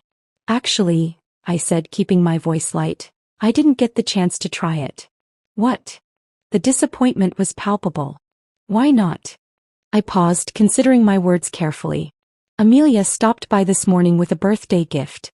She saw the cake and mentioned how much she loves desserts from that bakery." "Amelia came to your house?" Something shifted in his tone, concern replacing disappointment. "Yes, around 8:30. Wasn't that nice of her?" I watched pedestrians stream past, envying their normal Tuesday afternoon. Since Logan's away and I had lunch plans, I sent the cake home with her. "She seemed really excited to surprise you with it." Complete silence filled the line. Not even breathing. "Dylan, are you there?" When he finally spoke, his voice had dropped to a whisper. "Amelia took the cake? The whole thing?" "Yes," I confirmed, an inexplicable dread building in my chest. "She said you have a sweet tooth. I figured you'd enjoy it more than." "She ate it." The sudden volume made me pull the phone from my ear. "I don't know if she's eaten it yet," I replied, my heart beginning to race. "She took it home about 2 hours ago." What followed was the most chilling sound I've ever heard.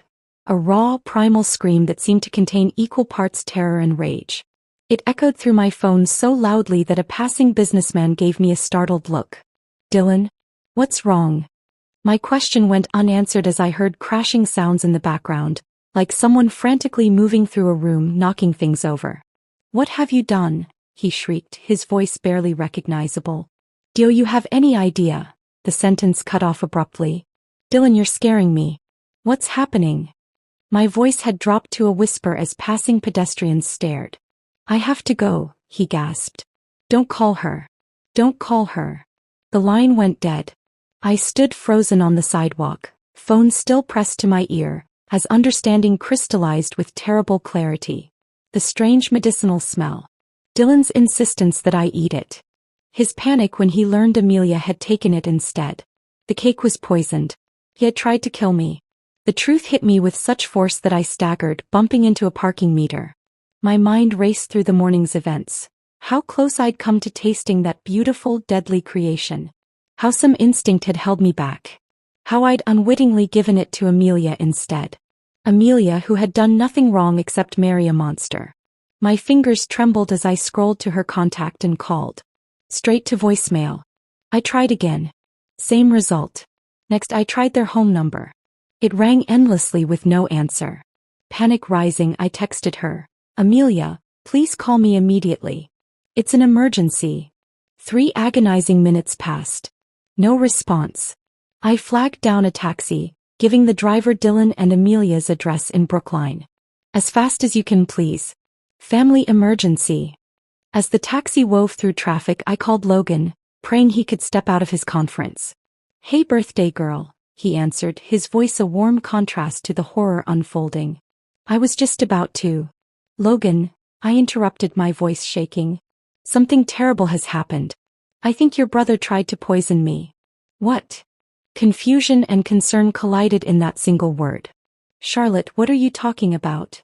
"The cake he sent me for my birthday. I think there was something in it." The words sounded insane even as I spoke them. He completely lost it when I told him Amelia took it home instead.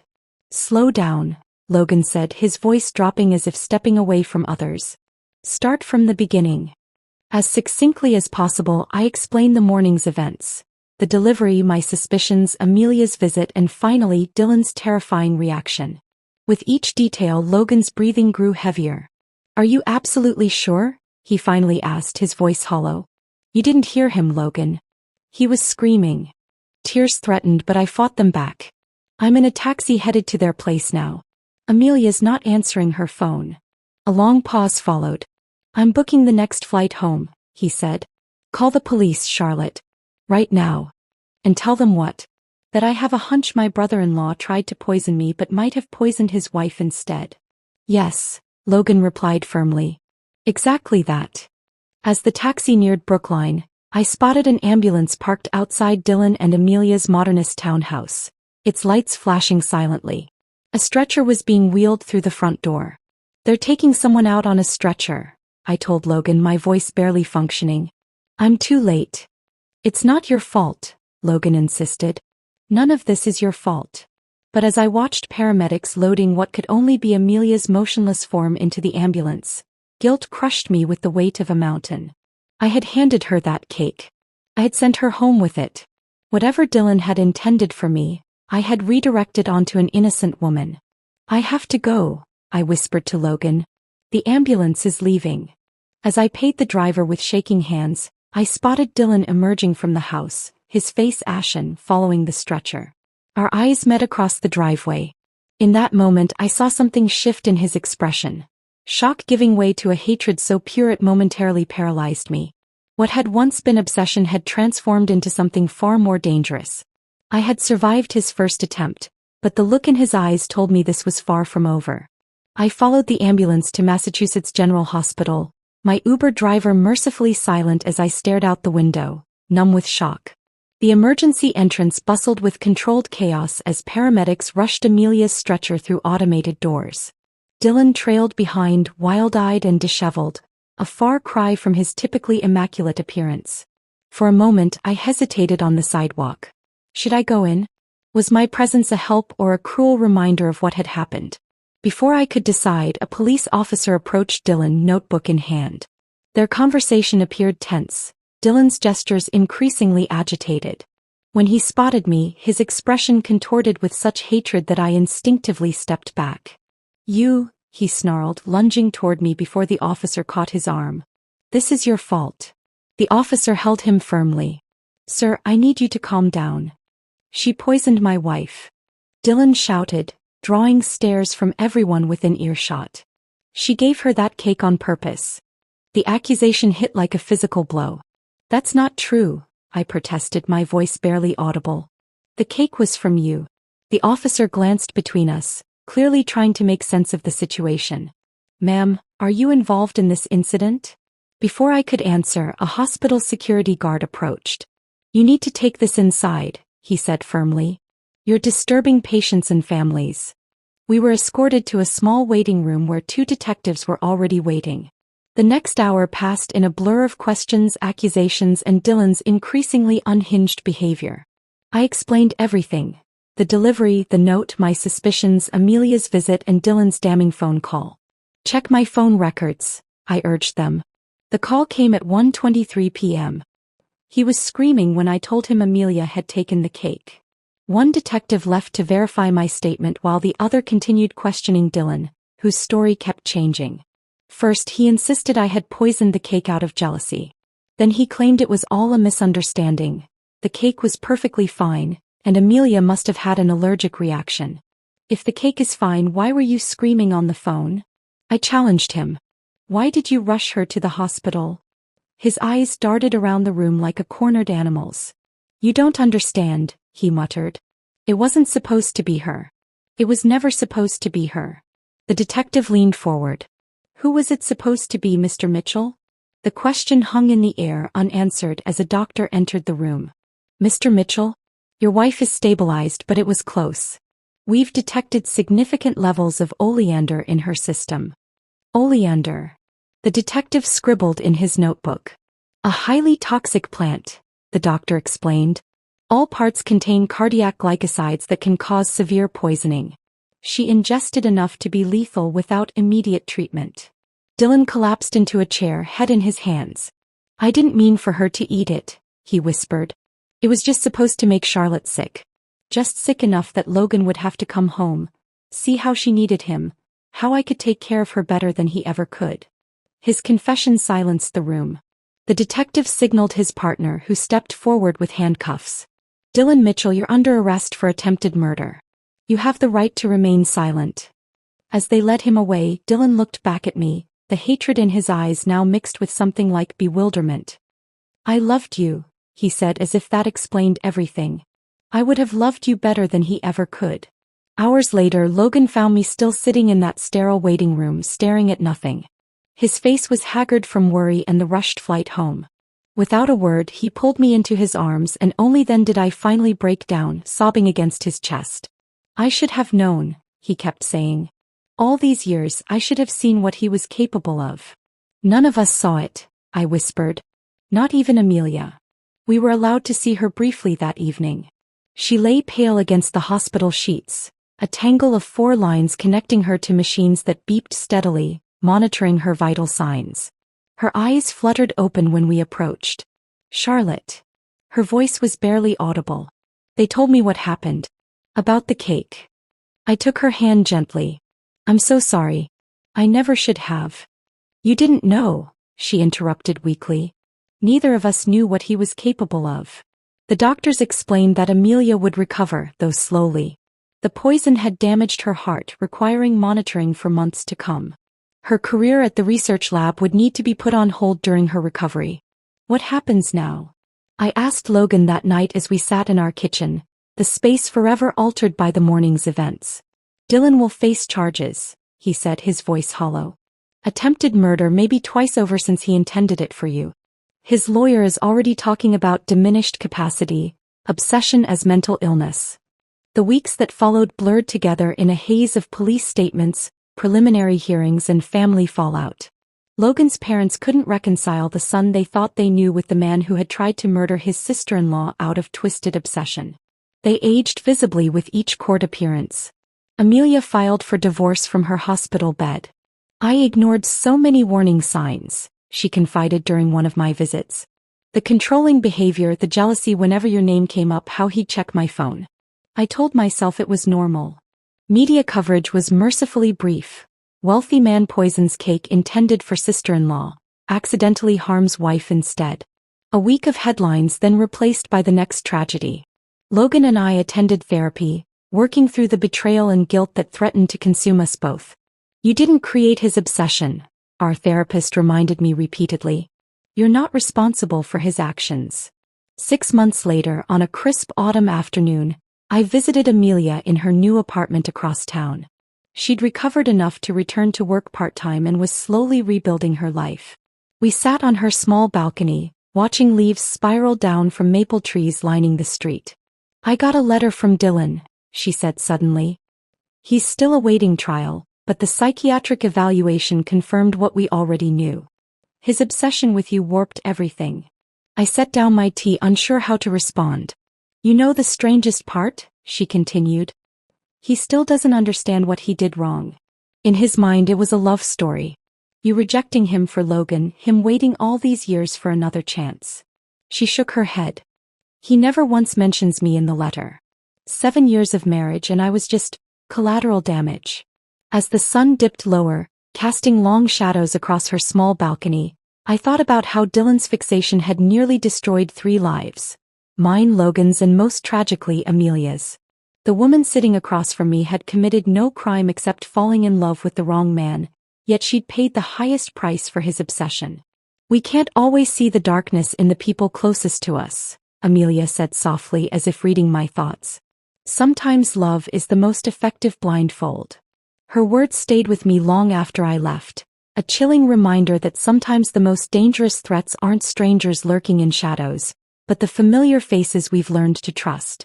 And that obsession, when disguised as love, can be the most destructive force of all. "My husband's best man kissed me at the altar. She deserves better than you," he told my groom. The church erupted. But what nobody knew, we'd planned this moment to expose what my fiancé had been hiding. "Will you marry me?" Aiden's voice cracked on the last word, his knees hitting our dining room floor with a dull thud that seemed to echo through the suddenly silent house. I sat frozen in my chair, watching the scene unfold like a car accident in slow motion. My 28-year-old sister Sophia stared down at him, her face draining of color as the massive diamond ring caught the warm glow of Mom's cherished chandelier. This wasn't how Sunday dinner was supposed to go. Sophia's hands trembled as she reached for her wine glass, then thought better of it.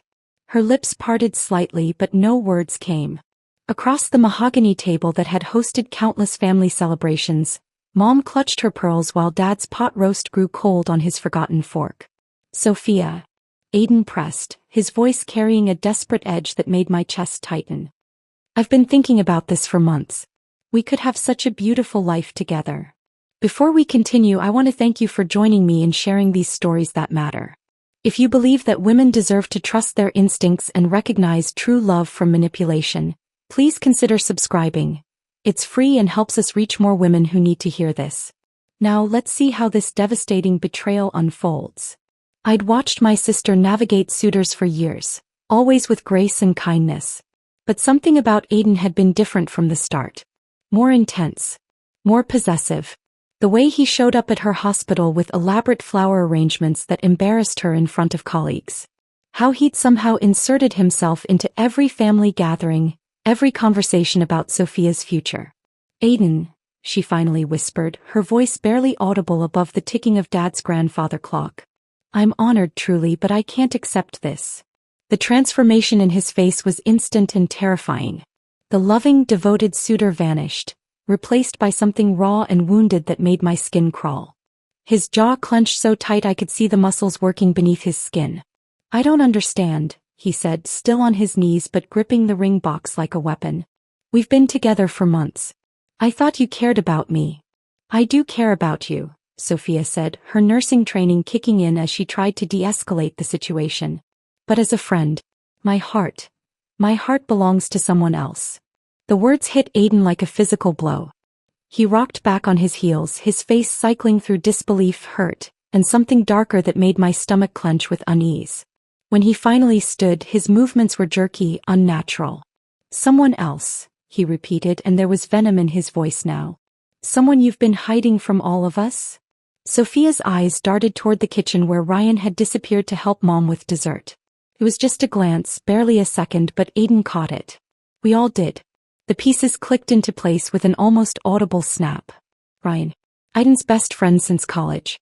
The man who'd been like a brother to both Sophia and me for years. The one who'd been acting strange lately, formal and distant whenever Aiden and Sophia were together. "I see," Aiden said, his voice dropping to a whisper that was somehow more menacing than any shout. "How long?" "Aiden, please," Sophia started, but he held up a hand to silence her. "How long have you been sleeping with my best friend?" The crude words shattered what was left of our family dinner. Mom gasped audibly. Dad's chair scraped against the hardwood as he started to stand, his protective instincts kicking in. But it was the sound of breaking glass from the kitchen that made us all turn. Ryan stood in the doorway, Mom's good serving bowl in pieces at his feet, his face pale as parchment. He looked between Sophia and Aiden with the expression of a man who knew his secret was out. "It's not what you think," he said, but his voice lacked conviction. "Isn't it?" Aiden's laugh was bitter, ugly. "My best friend and the woman I love sneaking around behind my back. How perfectly cliché." I wanted to say something, anything to break the terrible tension filling our dining room. But I was frozen watching my family implode over dessert and coffee. This was supposed to be a normal Sunday. Sophia was supposed to say yes. We were supposed to be celebrating. Instead, Aiden stormed out, pausing only to slam the ring box down on our dining table hard enough to make the dishes jump. The front door rattled on its hinges when he left, and then we were alone with the wreckage of what should have been a joyful moment. That was 3 weeks ago. 3 weeks of awkward family dinners where no one mentioned Aiden's name. 3 weeks of Sophia walking around with a glow that had nothing to do with her skincare routine and everything to do with finally being able to love Ryan openly. 3 weeks of me watching from the sidelines, the perpetual older sister, the one who'd focused so hard on her career that romance had passed her by entirely. Until yesterday. I was in my home office reviewing contracts for the architectural firm I'd spent 15 years building when my doorbell rang. Through the frosted glass I could see a familiar silhouette, but something about the posture was different. More confident. Almost triumphant. When I opened the door, Aiden stood there with a smile so brilliant it could have powered the entire neighborhood. He looked different somehow. lighter. Like a weight had been lifted from his shoulders. "Nicole," he said, stepping inside without invitation. "I need to talk to you about something important." My living room felt smaller with him in it. He moved through the space like he belonged there, examining the family photos on my mantel, running his fingers along the spines of books on my coffee table. There was something proprietary about his behavior that should have set off alarm bells. "I've been doing a lot of thinking since that night at your parents' house," he began, settling onto my sofa without being asked. "About life, about love, about what really matters." What followed was the most surreal conversation of my adult life. Aiden spoke eloquently about how Sophia's rejection had opened his eyes, how he'd realized his feelings for her had been superficial infatuation. He talked about maturity, about the difference between fleeting attraction and lasting compatibility. "I've always admired you, Nicole," he said, leaning forward with those intense brown eyes fixed on mine. "Your strength, your independence, the way you've built such a successful career.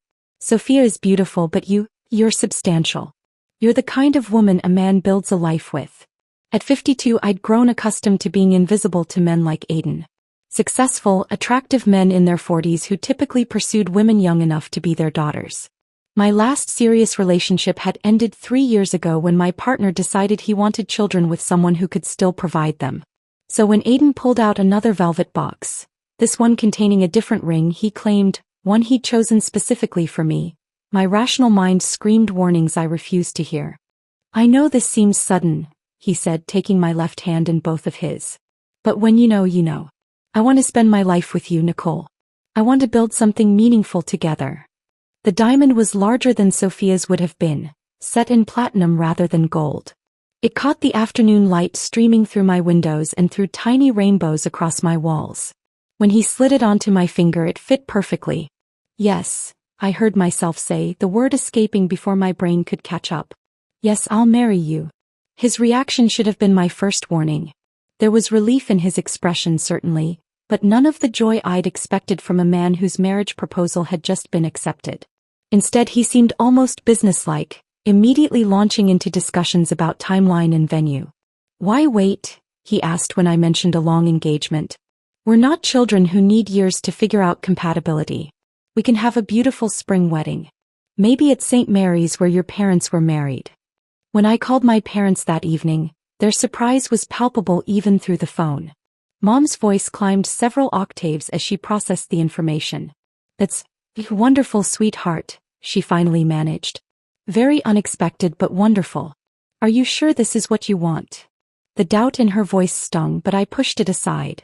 They'd always seen me as the sensible sister, the one who thought everything through carefully. Maybe they simply couldn't adjust to seeing me make a spontaneous romantic decision. The most difficult conversation was with Sophia. When I showed up at her apartment the next morning, ring gleaming on my finger, she answered the door in pajamas with hair that suggested a sleepless night. "Congratulations," she said, but the word came out flat, lifeless. "I hope you'll be very happy together." We sat in her sunny kitchen with untouched coffee growing cold between us. I waited for her to share in my excitement, to offer sisterly advice about wedding planning. Instead, she stared out her window at the bird feeder, watching cardinals compete for seeds. "Are you upset about this?" finally asked. "You're both adults," she replied, the same phrase she would repeat whenever anyone asked about my engagement. "You can make your own decisions." But her body language told a different story. She kept her arms wrapped around herself like armor, and when I tried to show her the ring up close, she barely glanced at it. Ryan's reaction was even stranger. When I stopped by his apartment to share my news, his usual warm smile faltered the moment he saw my expression. "Don't you think this is all happening very fast?" he asked after I explained about Aiden's proposal. "Maybe," I admitted, "but sometimes you just know, right?" Ryan stared at his hands for a long moment. When he looked up, his blue eyes were troubled. "Has he said anything about Sophia? About why he changed his mind so quickly?" The question struck me as inappropriate. "He realized his feelings for her weren't real," I explained. "He says what he feels for me is deeper, more mature." "Right," Ryan said, but he didn't sound convinced. That night, lying in bed with my new ring catching moonlight from my bedroom window, I should have been planning my future. Instead, I found myself replaying conversations, analyzing glances, trying to decode the strange undercurrents that seemed to swirl around my engagement. Something felt off, but I couldn't put my finger on what. Everyone's reactions seemed muted, careful, like they were all keeping secrets. Even Aiden himself seemed different now that I'd said yes.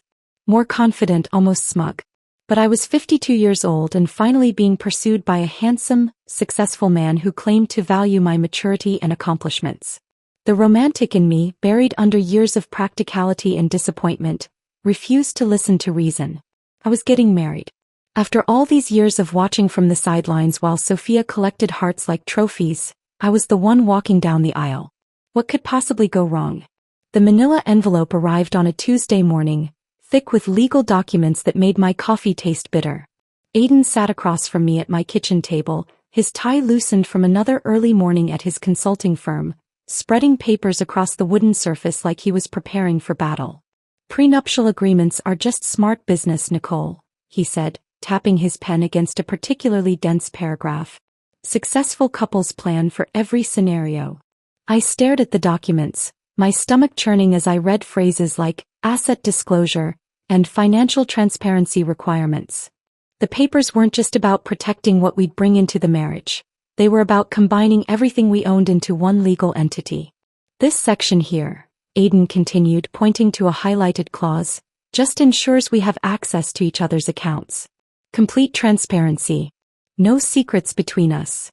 The way he said, "no secrets," made my skin prickle. There was something hungry in his expression as he watched me read, like a predator waiting for prey to walk into a trap. "I've never shared my business accounts with anyone," I said slowly. "Even my parents don't have access to those." His face shifted instantly, the mask of understanding slipping to reveal something wounded and accusatory. "Don't you trust me?" "It's not about trust, it's exactly about trust." He reached across the table, covering my hand with his. "We're going to be married, Nicole. Husband and wife. If you can't trust me with something as simple as bank account numbers, what does that say about our future together?" The guilt hit me like a physical weight. Here was this man who claimed to love me, who wanted to build a life together, and I was already putting up walls. Maybe he was right. Maybe my reluctance came from years of being single, of protecting myself from disappointment. "I just need time to think about it," I said. "Of course." His smile returned, but it felt forced now. "Take all the time you need. We have weeks before the wedding."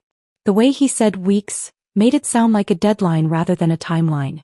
That same afternoon, Aiden brought up the family trust while we walked through the botanical gardens downtown. Cherry blossoms drifted around us like confetti, and couples strolled hand in hand along winding paths. It should have been romantic. "Your father mentioned the trust fund last Sunday," he said casually, stopping to admire a fountain where children tossed pennies and made wishes. "It's wonderful how your family thinks about legacy." I'd grown up knowing about the trust. Dad's construction business had done well over the decades, and he'd set aside money for Sophia and me, along with any future spouses and children. It wasn't a fortune, but it was security. "Adding me as a beneficiary would be such a meaningful gesture," Aiden continued. "A way of officially welcoming me into the family." "That's not really how it works," I said, watching a little girl chase bubbles across the grass. "The trust has specific rules about. Rules can be changed." His hand tightened on mine. "Your parents adore me, Nicole. I'm sure they'd be happy to include their new son-in-law." Son-in-law. The word sounded strange coming from him, almost possessive. Like he was already claiming a title he hadn't earned yet. The comments about Sophia started small, little barbs disguised as observations. We'd be having dinner at a nice restaurant, and he'd mention how Sophia always seemed to order the most expensive item on the menu. Or we'd see a young woman laughing loudly with friends and he'd shake his head and say, "Reminds me of your sister." Always needing to be the center of attention. "Sophia's not like that," I'd protest, but he'd just smile and change the subject. The comparisons became more frequent, more cutting. "You're so much more grounded than Sophia," he'd say, stroking my hair as we watched television. "She's all surface, no substance." I was such a fool to think someone like her could appreciate genuine love.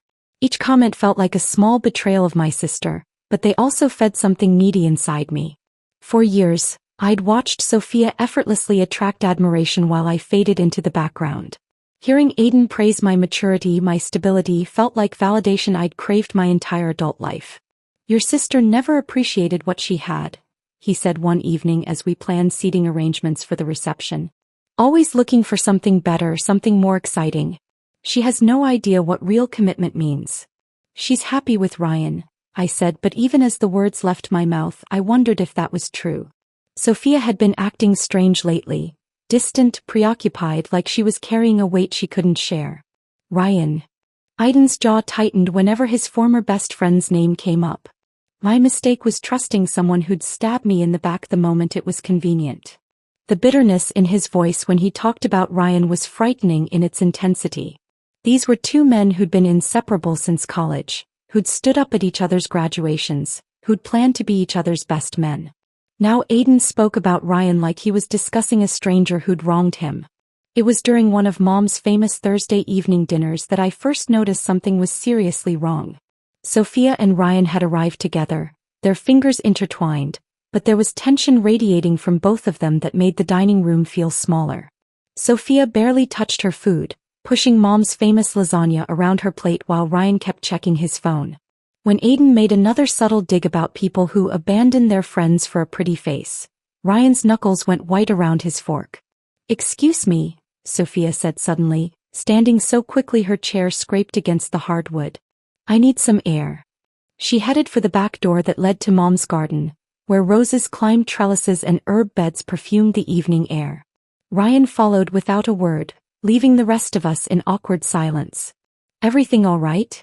Dad asked, but no one had an answer. 10 minutes later I went looking for them. The garden was peaceful in the fading light, fireflies beginning their nightly dance among the flower beds. But the voices coming from behind the gazebo were anything but peaceful. "She has to know," Sophia was saying, her voice thick with tears. "We can't let this happen." "You think I don't want to tell her?" Ryan's voice was rough with frustration. "But who's going to believe us? He's got everyone convinced he's some heartbroken romantic who found true love with her sister. Before it's too late, Ryan. Before she marries him, Anne." They saw me then, standing frozen on the garden path with my heart hammering against my ribs. Sophia's face was streaked with tears, her eyes red and swollen. Ryan looked like he hadn't slept in days, his usually neat hair disheveled and his shirt wrinkled. "Nicole," Sophia started, but I could see her mind racing, trying to find words that wouldn't sound crazy. "Is everything okay?" I asked, though it clearly wasn't. "We were just discussing the wedding," Ryan said quickly, but his voice lacked conviction. "Guest lists and logistics." The lie hung between us like smoke. This wasn't their first difficult conversation. I could see it in the way they looked at each other, in the familiar pattern of Sophia's tears and Ryan's helpless frustration. "The wedding's in 3 weeks. I said slowly. "Is there something I should know?" They exchanged another look, one of those wordless conversations that people have when they've shared secrets for too long. Then Sophia wiped her eyes and forced a smile that didn't reach her eyes. "Just stress," she said. "Planning a wedding is overwhelming." But I was planning the wedding, not them. And the stress I was seeing had nothing to do with flower arrangements or catering choices. When I brought up their strange behavior to Aiden that night, he dismissed it with an easy laugh. "Ryan's probably jealous," he said, pulling me closer on the couch. "Here I am marrying a successful, beautiful woman while he's stuck with Sophia." "What do you mean, stuck?" "Come on, Nicole. Your sister's fun to look at, but what does she offer beyond that? Ryan's a smart guy. He'll figure out pretty soon that he's dating a child in a woman's body." The cruelty in his words made me flinch. But he was already moving on, spreading wedding venue brochures across the coffee table like nothing had happened. "Now about the honeymoon," he said, his finger tracing a circle around photos of a resort in the Caribbean. "I was thinking somewhere we could really relax and discuss our future plans. Maybe talk about those investment opportunities your father mentioned." Every conversation somehow circled back to money, to business, to ways our families could support each other financially. When I mentioned my discomfort with mixing romance and business, Aiden would look hurt and confused. "I'm just trying to build a future for us," he'd say. "Don't you want us to be successful together?" The wedding invitations had been sent, the venue booked, the dress altered. 200 people were planning to witness our union at St. Mary's Cathedral. My parents had already spent thousands on flowers and catering. The momentum felt unstoppable, like being carried downstream by a current too strong to fight. But late at night, when Aiden was at his own apartment and I was alone with my thoughts, doubts crept in like shadows. The way he talked about money felt calculated rather than romantic. His comments about Sophia seemed designed to make me feel superior rather than loved. And the fear in Ryan and Sophia's eyes when they thought no one was watching. At 52, I'd learned to second-guess my instincts, especially about men and relationships. Maybe I was being paranoid. Maybe years of being alone had made me suspicious of genuine affection. Maybe the little voice whispering warnings was just my own insecurity talking. 3 weeks until the wedding. 3 weeks until I became Mrs. Aiden McCormick and started the life I'd always dreamed of having. So why did I feel like I was walking toward a cliff with my eyes closed? The morning of my wedding dawned crisp and clear, sunlight streaming through the lace curtains of the bridal suite at St. Mary's Cathedral. I stood before the antique mirror, adjusting my grandmother's pearl necklace for the 100th time, trying to quiet the butterflies that had taken up permanent residence in my stomach.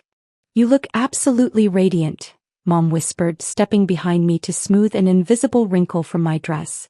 The ivory silk had cost more than my first car, but seeing myself in it made me feel like the bride I'd always dreamed of being. At 52, I'd never expected to wear white again, never imagined walking down an aisle while organ music swelled around me. The pearl earrings had belonged to Grandmother Elizabeth, passed down through 3 generations of women who'd promised to love, honor, and cherish. As I fastened them, I could almost hear her voice telling me that true love was worth waiting for, no matter how long it took to find. 5 minutes, ladies," called Father Matthews through the door. My heart hammered against my ribs as Mom gathered my train, her eyes bright with unshed tears. "Are you ready, sweetheart?" I nodded, though ready felt like too simple a word for the complex emotions swirling through me. Excitement, yes. Hope, certainly. But underneath it all, a persistent whisper of unease that I'd been trying to silence for weeks. The cathedral doors opened and 200 faces turned toward me. The nave was a garden of white roses and baby's breath, candles flickering like fallen stars against the ancient stone walls. The organ's opening notes of Pachelbel's canon filled the vaulted space, and suddenly I was floating down the aisle on Dad's steady arm. Aiden waited at the altar in his charcoal gray tuxedo, looking every inch the successful businessman who'd swept me off my feet. But something was off about his posture, the way his eyes kept darting toward the packed pews instead of focusing on me. His hands fidgeted with his cufflinks and I caught him checking his watch twice during my walk down the aisle. "Nervous?" I whispered as Dad placed my hand in Aiden's. "Just eager to make you my wife," he replied, but his smile felt forced, rehearsed. His palm was damp with perspiration as his fingers closed around mine. The congregation settled into expectant silence as Father Matthews raised his hands to begin the ceremony.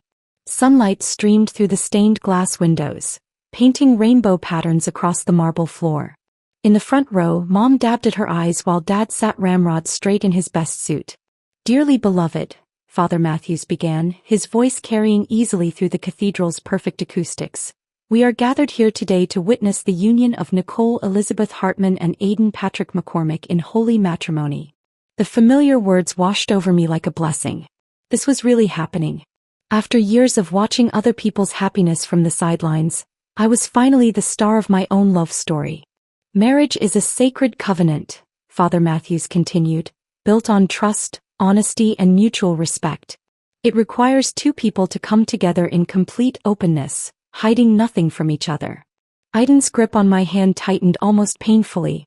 When I glanced at him, his jaw was clenched, a muscle working beneath his carefully shaved cheek. Sweat beaded along his hairline despite the cathedral's cool temperature. If anyone here present knows of any reason why these 2 should not be joined in marriage, let them speak now or forever hold their peace. The silence that followed was absolute, broken only by the distant sound of traffic and someone's muffled cough. I relaxed slightly, ready to move forward with the vows that would make us husband and wife. That's when Ryan stood up. He rose from his seat in the third pew with the careful deliberation of a man who'd rehearsed this moment in his mind 1,000 times. Every head in the cathedral turned toward him, a collective intake of breath creating a sound like wind through autumn leaves. "Ryan, don't," Aiden hissed, but Ryan was already walking forward, his footsteps echoing off the stone floor with the finality of a judge's gavel. Time seemed to slow as he approached the altar. I could see individual dust motes dancing in the colored light from the windows, could hear my own heartbeat thundering in my ears. The congregation held its collective breath, sensing they were about to witness something unprecedented. Ryan stopped directly in front of me, his blue eyes filled with a pain so deep it made my chest ache. He looked exhausted, like a man who hadn't slept in weeks, but there was also something like relief in his expression. "I'm sorry, Nicole," he said softly, his voice carrying clearly through the cathedral's acoustics. "But I can't let this happen." Before I could process what he meant, before Aiden could step between us, Ryan cupped my face in his hands and kissed me. It wasn't a romantic kiss. There was nothing passionate or lustful about it. Instead, it felt desperate, urgent, like a drowning man gasping for air. His lips were warm and gentle, but I could feel him trembling with the weight of whatever had driven him to this moment. The kiss lasted perhaps 3 seconds, but in that frozen instant, I felt the entire cathedral holding its breath. 150 guests sat in stunned silence, witnesses to something that would be talked about for decades. When Ryan pulled away, his eyes were bright with unshed tears. "She deserves better than you," he said, turning to face Aiden with a steady voice that carried every ounce of his conviction. The words hit like a thunderclap in the sudden silence. I stood frozen, my hand flying to my lips, trying to process what had just happened. Around us, the congregation erupted in whispers and gasps, the sound building like approaching storm clouds. Aiden's face had gone white except for 2 spots of color burning high on his cheekbones. His hands clenched into fists at his sides, and for a moment I thought he might actually strike Ryan where he stood. "How dare you?" Aiden snarled, his voice low and dangerous. "How dare you come here and—" He never finished the sentence. Instead, his hand whipped through the air, connecting with Ryan's cheek in a slap that cracked through the cathedral like a gunshot. The sound echoed off the vaulted ceiling, followed by another collective gasp from the congregation. Ryan's head snapped to the side, but he didn't stumble. Didn't raise his hands to defend himself. He simply straightened, touching his reddening cheek with the tips of his fingers, and looked back at Aiden with something that might have been pity. "I expected that," he said quietly. "I expected worse." The complete lack of surprise in his voice chilled me more than the violence itself. This confrontation hadn't been spontaneous. Ryan had planned this moment, had walked into our wedding knowing exactly what would happen. "Security!" Aiden shouted, his composure finally cracking. "Get this maniac out of here." But no one moved. The ushers stood frozen in the aisles, as stunned as everyone else. Father Matthews gripped his prayer book like a shield, his mouth opening and closing soundlessly. That's when I heard the rustle of fabric behind me. Sophia had risen from her seat in the front pew, her face pale but determined. She looked directly at me, tears streaming down her cheeks, and spoke in a voice that carried to every corner of the cathedral. "You deserve to know what he planned." The words fell into the silence like stones into still water, sending ripples of shock through the assembled guests. I felt my knees go weak, my grandmother's pearls suddenly feeling like a noose around my throat. "Sophia, no," Aiden warned, but my sister stepped into the aisle, moving toward us with the same purposeful stride Ryan had shown. "She has a right to know," Ryan said, his hand still pressed to his burning cheek. "They all do." The congregation began to stir, confusion and anticipation mixing in the charged atmosphere. I could see my parents in the front row, Dad half risen from his seat with his face flushed red, Mom clutching her purse like a lifeline. "Know what?" I whispered, my voice barely audible above the growing murmur of voices. "What are you talking about?" Sophia reached us then, positioning herself between me and Aiden like a shield. When she looked at me, her eyes held months of suppressed anguish, secrets that had been eating her alive. "Tell her, Ryan," she said, her voice growing stronger. "Tell everyone what you heard him say." The cathedral fell silent again, every person straining to hear what would come next. Aiden took a step backward, his face cycling through emotions too quickly for me to read. But in his eyes I saw something that made my blood run cold. Fear. "I don't know what game you think you're playing," he said, but his voice lacked conviction now. "But this is neither the time nor the place for your jealous fantasies. Isn't it?" Ryan reached into his jacket pocket, producing something that glinted in the stained glass light. Because I think our guests might be very interested in what you really think about your bride. My heart stopped as I recognized what he held in his hand. A phone. With a recording ready to play. Don't, Aiden said, lunging toward Ryan's phone with the desperation of a man watching his life unravel. You have no right. But Ryan stepped back, holding the device out of reach, his finger hovering over the play button like a judge about to deliver a verdict. The cathedral had become a courtroom and I was standing trial for my own naivety. Everyone here deserves to know what kind of man Nicole was about to marry, Ryan said, his voice carrying to every corner of the vaulted space. I looked at Sophia standing in the aisle with tears streaming down her face, and suddenly understood why she'd been crying in the garden that night. Why she'd looked at me with such pain every time wedding planning came up.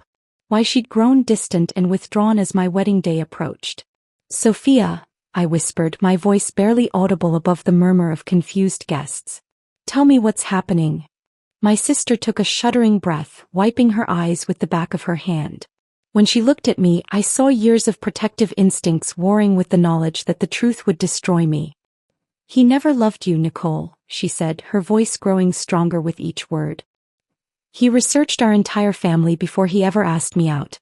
He knew about Dad's business, about the trust fund, about every asset we own. The words hit me like physical blows. I felt my knees buckle and Father Matthews reached out to steady me, his face pale with shock. That's ridiculous, I managed, but even as I said it, memories were shifting in my mind like puzzle pieces finding their proper places. All those questions about Dad's construction company. The way he'd casually mentioned the family trust. His interest in our property investments. He had a file, Nicole, Sophia continued, stepping closer despite Aiden's furious glare. Photos of our house. Printouts of property records, even old newspaper articles about Dad's business awards. He knew exactly how much our family was worth before he ever said hello to me. The cathedral was silent except for the sound of my own ragged breathing. I could feel 200 pairs of eyes watching me, waiting to see how I would react to having my life demolished in front of them. He told me he loved me, I said weakly, clinging to the only truth I thought I still had. He told me he loved me too, Sophia replied, her voice gentle but firm.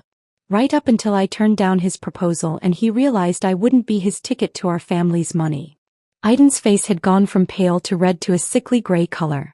She's lying, he said, but his voice cracked on the words. Sophia's always been jealous of what we have. She can't stand seeing her sister happy. Is that why you researched my medical school debt? Sophia asked, pulling a folded paper from her purse. Because you thought I was too broke to be worth your time? She unfolded what looked like a credit report, holding it up for everyone to see. He had this run 3 days before our first date. Along with Nicole's credit report and a full financial background check on our entire family. The paper trembled in her hands, but her voice remained steady. You want to know what convinced me he didn't really love me? He asked me to co-sign a loan on our second date.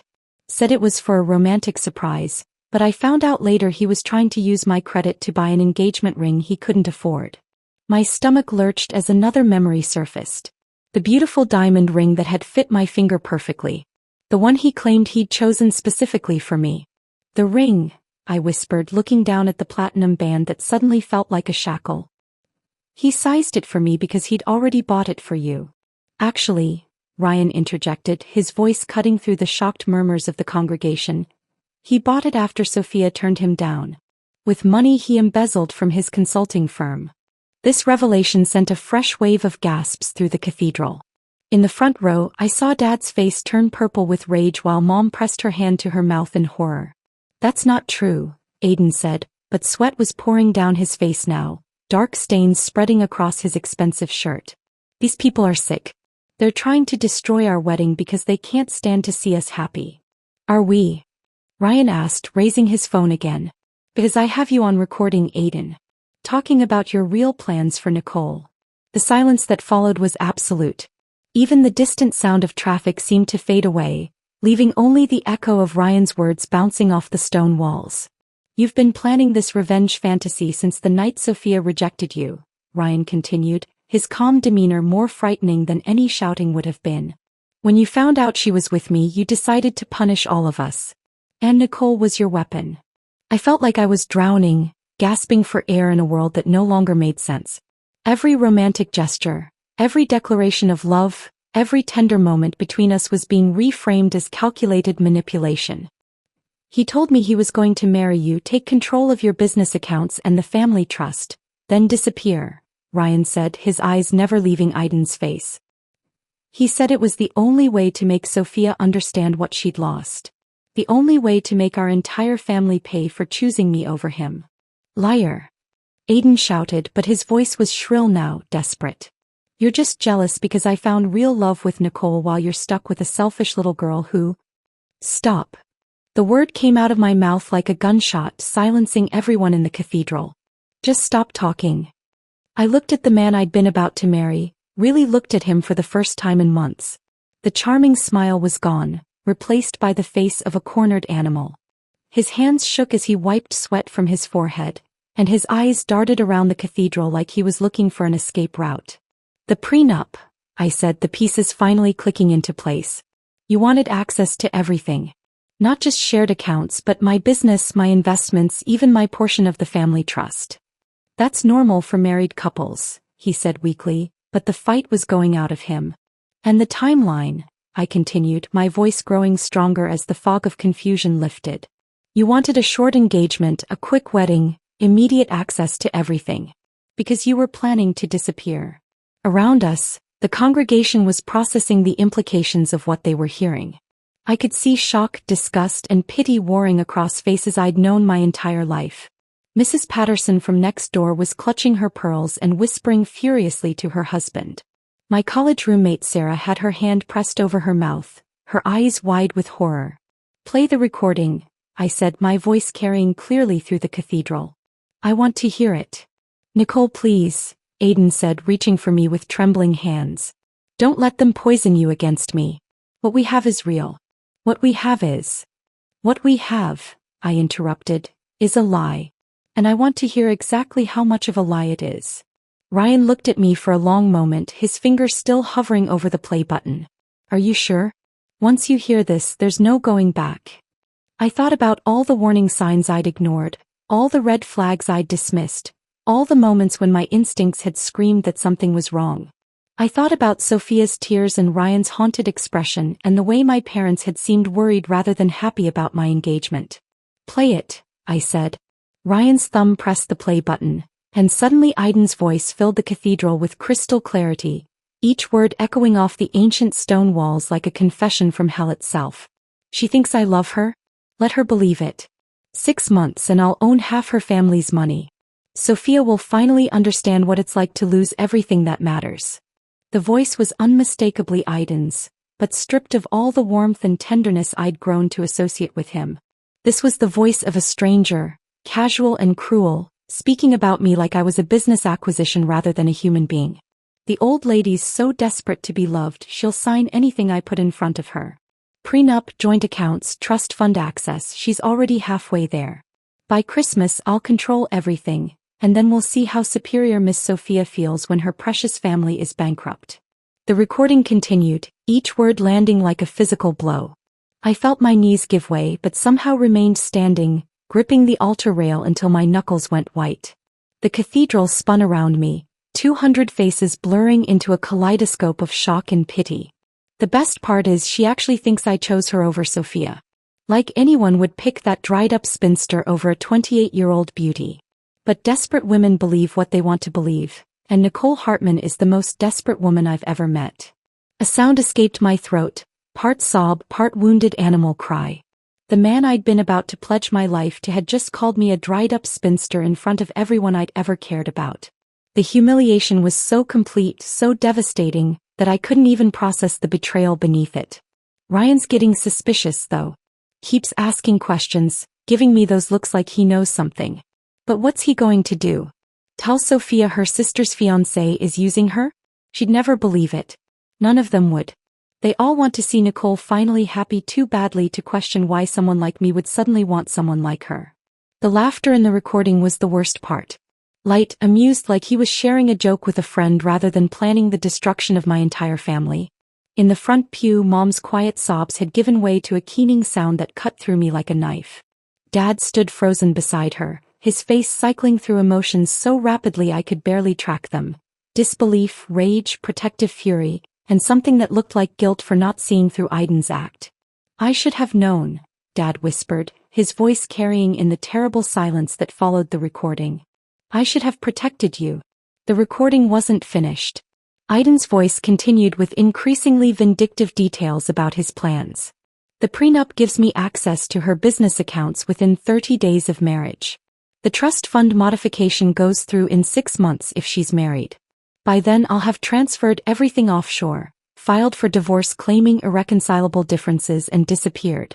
Sophia can spend the rest of her life knowing she destroyed her entire family by choosing Ryan over me." My vision blurred as the full scope of his revenge became clear. This wasn't just about the money, it was about hurting Sophia through me. I was collateral damage in a war I didn't even know was being fought. "The recordings from 3 weeks ago," Ryan's voice cut through my shock. "Right after you signed the preliminary financial documents, Aiden. I'd been suspicious for months, but this confirmed everything." I turned to look at Ryan, this man who'd risked everything to save me from my own naivety. His face was etched with pain, but also with the relief of someone who'd finally been able to unburden himself of a terrible secret. "You recorded him without his knowledge?" I managed to ask. "I had to," Ryan said simply. "He was bragging to mutual friends, laughing about how easy it was to manipulate you. I knew no one would believe me without proof." Aiden had been silent during the recording, his face draining of all color until he looked like a ghost of himself. But now, faced with irrefutable evidence of his cruelty, something snapped inside him. "You destroyed everything," he screamed at Ryan, spittle flying from his lips. "You and that selfish princess ruined my life. I deserved her. I worked for months to win her over and she threw it all away for you." The mask had finally fallen completely away, revealing the bitter, entitled man underneath. Gone was the charming suitor who'd swept me off my feet. In his place stood someone I'd never seen before. Someone who believed the world owed him whatever he wanted. Deserved her. Ryan's voice was deadly quiet. "You don't deserve anyone, Aiden. You're a predator who sees people as assets to be acquired." I felt something shift inside me like a switch being flipped. The devastation was still there, the humiliation and pain, but underneath it, a cold fury was building. This man had stolen months of my life, had made me doubt my own instincts, had planned to destroy my entire family out of spite. With trembling hands I reached for my engagement ring, that beautiful lie that had sat on my finger for weeks. Came off easily, too easily, like it had never really belonged there. The diamond caught the light one last time before I placed it on the altar with a soft clink that seemed to echo through the cathedral. "Nicole, please," Aiden said, reaching for me with desperate hands. "You don't understand. The recording is out of context. I was angry, saying things I didn't mean. What we have is real. What we have is..." "What we have," I said, my voice steadier than I'd expected, "is nothing. What we have never existed." I stepped away from him, away from the altar where I'd been about to promise my life to a lie. The distance felt important, symbolic, like I was reclaiming myself from his influence. "You want to know the truth, Aiden?" I continued, my voice growing stronger with each word. "The truth is that you're right about one thing. I was desperate. Desperate enough to ignore every red flag, every warning sign, every instinct that told me something was wrong. But that desperation, it's gone now." Behind me I heard Sophia's voice, clear and strong. "She never loved you either, Aiden. He loves me and I love her. We've been together for 2 years, and we were never going to let you destroy Nicole or our family." Ryan moved to stand beside Sophia, taking her hand with the gentle confidence of a man who'd found his soulmate. "You didn't just lose your con game," he said to Aiden. "You lost everything worth having. And you lost it because you never understood what love actually means." The words hung in the air like a verdict. Aiden's face crumpled, the last of his composure finally breaking. He looked around the cathedral with wild eyes, perhaps hoping to find a single sympathetic face among the 200 guests who'd witnessed his unmasking. He found none. Instead, something remarkable happened. Dad was the first to stand and turn his back on Aiden, his shoulders set with righteous anger. Mom followed, rising from her pew with dignity despite her tears. Then, like dominoes falling, row after row of guests stood and turned away. My college friends, Dad's business partners, Mom's book club, distant relatives who'd traveled from 3 states away. the mailman who'd delivered our wedding invitations. Mrs. Patterson from next door, who'd watched me grow up and had probably been looking forward to finally seeing me married. One by one, they all turned their backs on the man who'd tried to destroy their friend, their daughter, their neighbor. The rejection was complete, devastating, and somehow more powerful than any words could have been. In the space of 5 minutes, Aiden had gone from groom to pariah, from the center of attention to completely invisible. The silence that followed was profound, broken only by the distant sound of traffic and the whisper of fabric as people shifted in their seats. "Get out," I said finally, my voice carrying clearly through the cathedral. "Get out of my church, get out of my life, and don't ever contact my family again." For a moment I thought he might refuse, might make one last desperate attempt to salvage something from the wreckage of his scheme. But then he looked at the wall of turned backs, at the complete rejection from every person in the room, and whatever fight he had left simply died.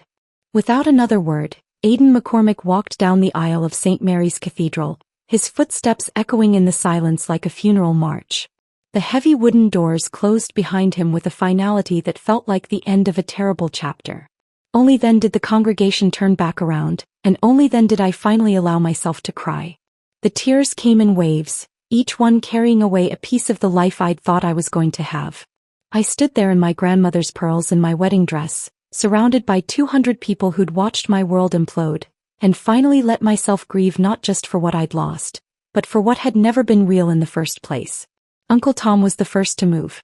My father's older brother, a man who'd built bridges for 40 years and knew something about structural integrity, walked up the aisle with the measured pace of someone who'd seen enough of Aiden McCormick for one lifetime. "Come on, son," he said to Aiden, who still stood frozen near the altar like a statue of shame. "Time to go." Cousin Jake flanked Aiden's other side, both men radiating the kind of quiet authority that comes from knowing absolutely that you're on the right side of a situation. They didn't grab him roughly or make a scene. They simply made it clear that his presence was no longer welcome in our sacred space. "I can walk myself out," Aiden mumbled, but his voice held none of its former confidence. "I'm sure you can," Uncle Tom replied evenly. "But we'll walk with you anyway. Make sure you don't get lost on the way." As they escorted him down the aisle, I heard scattered whispers from the congregation. Mrs. Morrison from Mom's Garden Club was already on her phone, probably calling her daughter who worked at the bank. Mr. Patterson was shaking his head and muttering something about, "Always knew there was something off about that boy." The heavy cathedral doors closed behind them with a sound like thunder, and then there was silence except for the rustle of fabric as people shifted in their seats, uncertain whether to stay or go. Father Matthews cleared his throat, his face pale but composed. "Perhaps," he said gently, "we should take a moment to pray for healing and wisdom in difficult times." It was exactly what we all needed.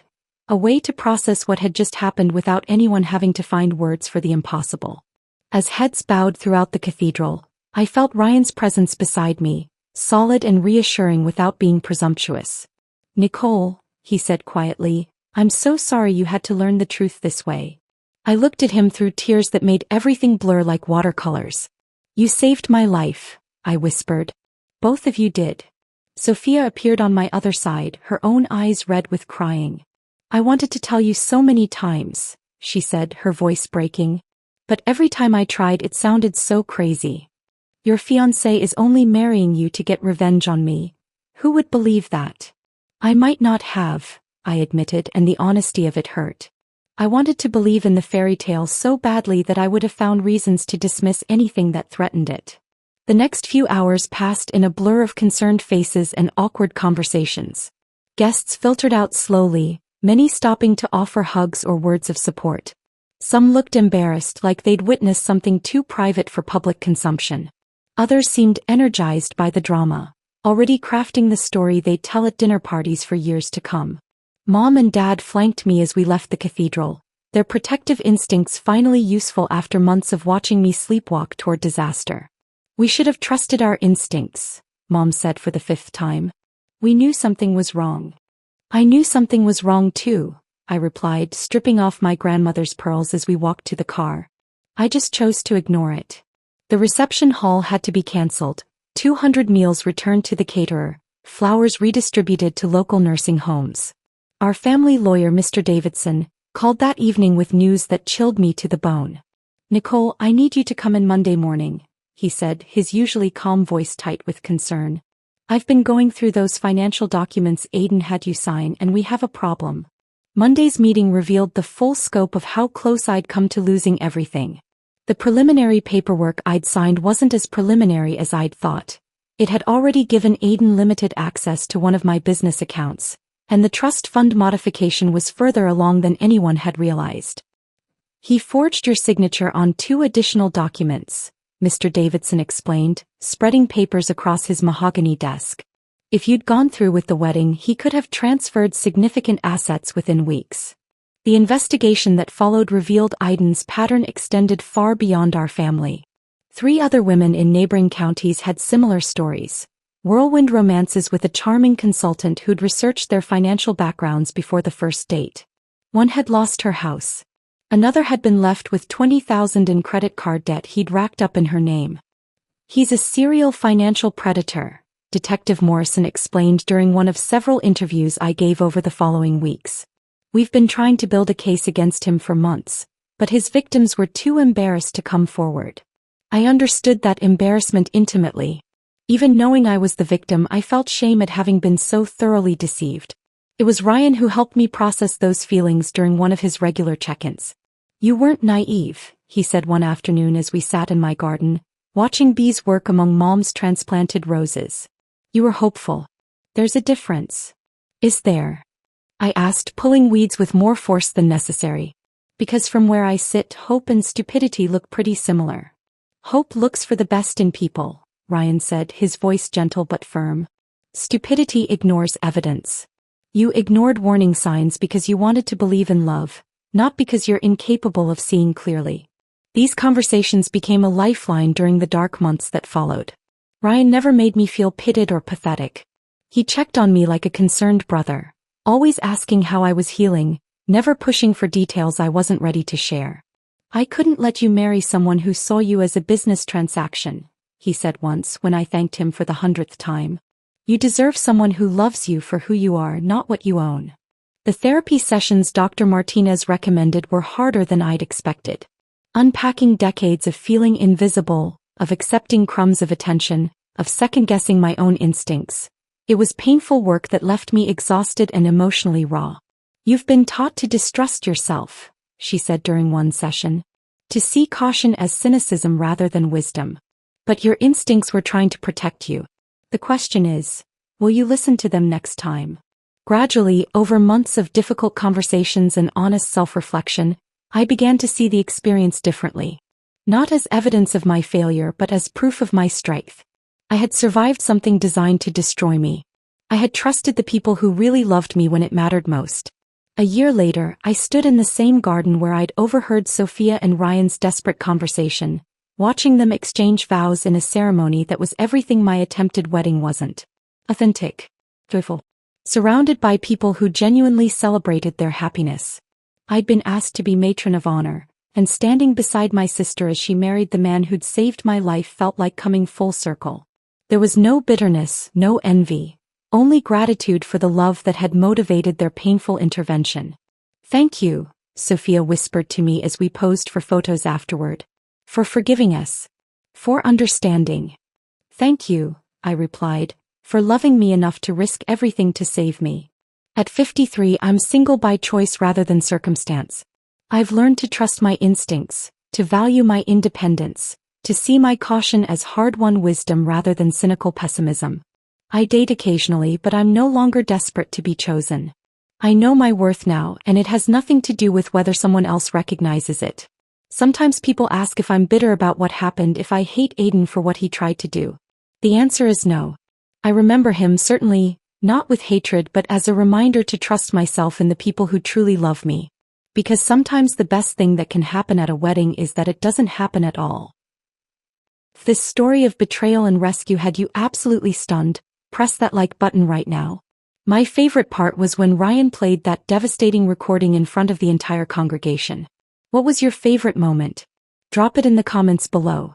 Don't miss more jaw-dropping stories like this. Subscribe and hit that notification bell so you never miss an upload.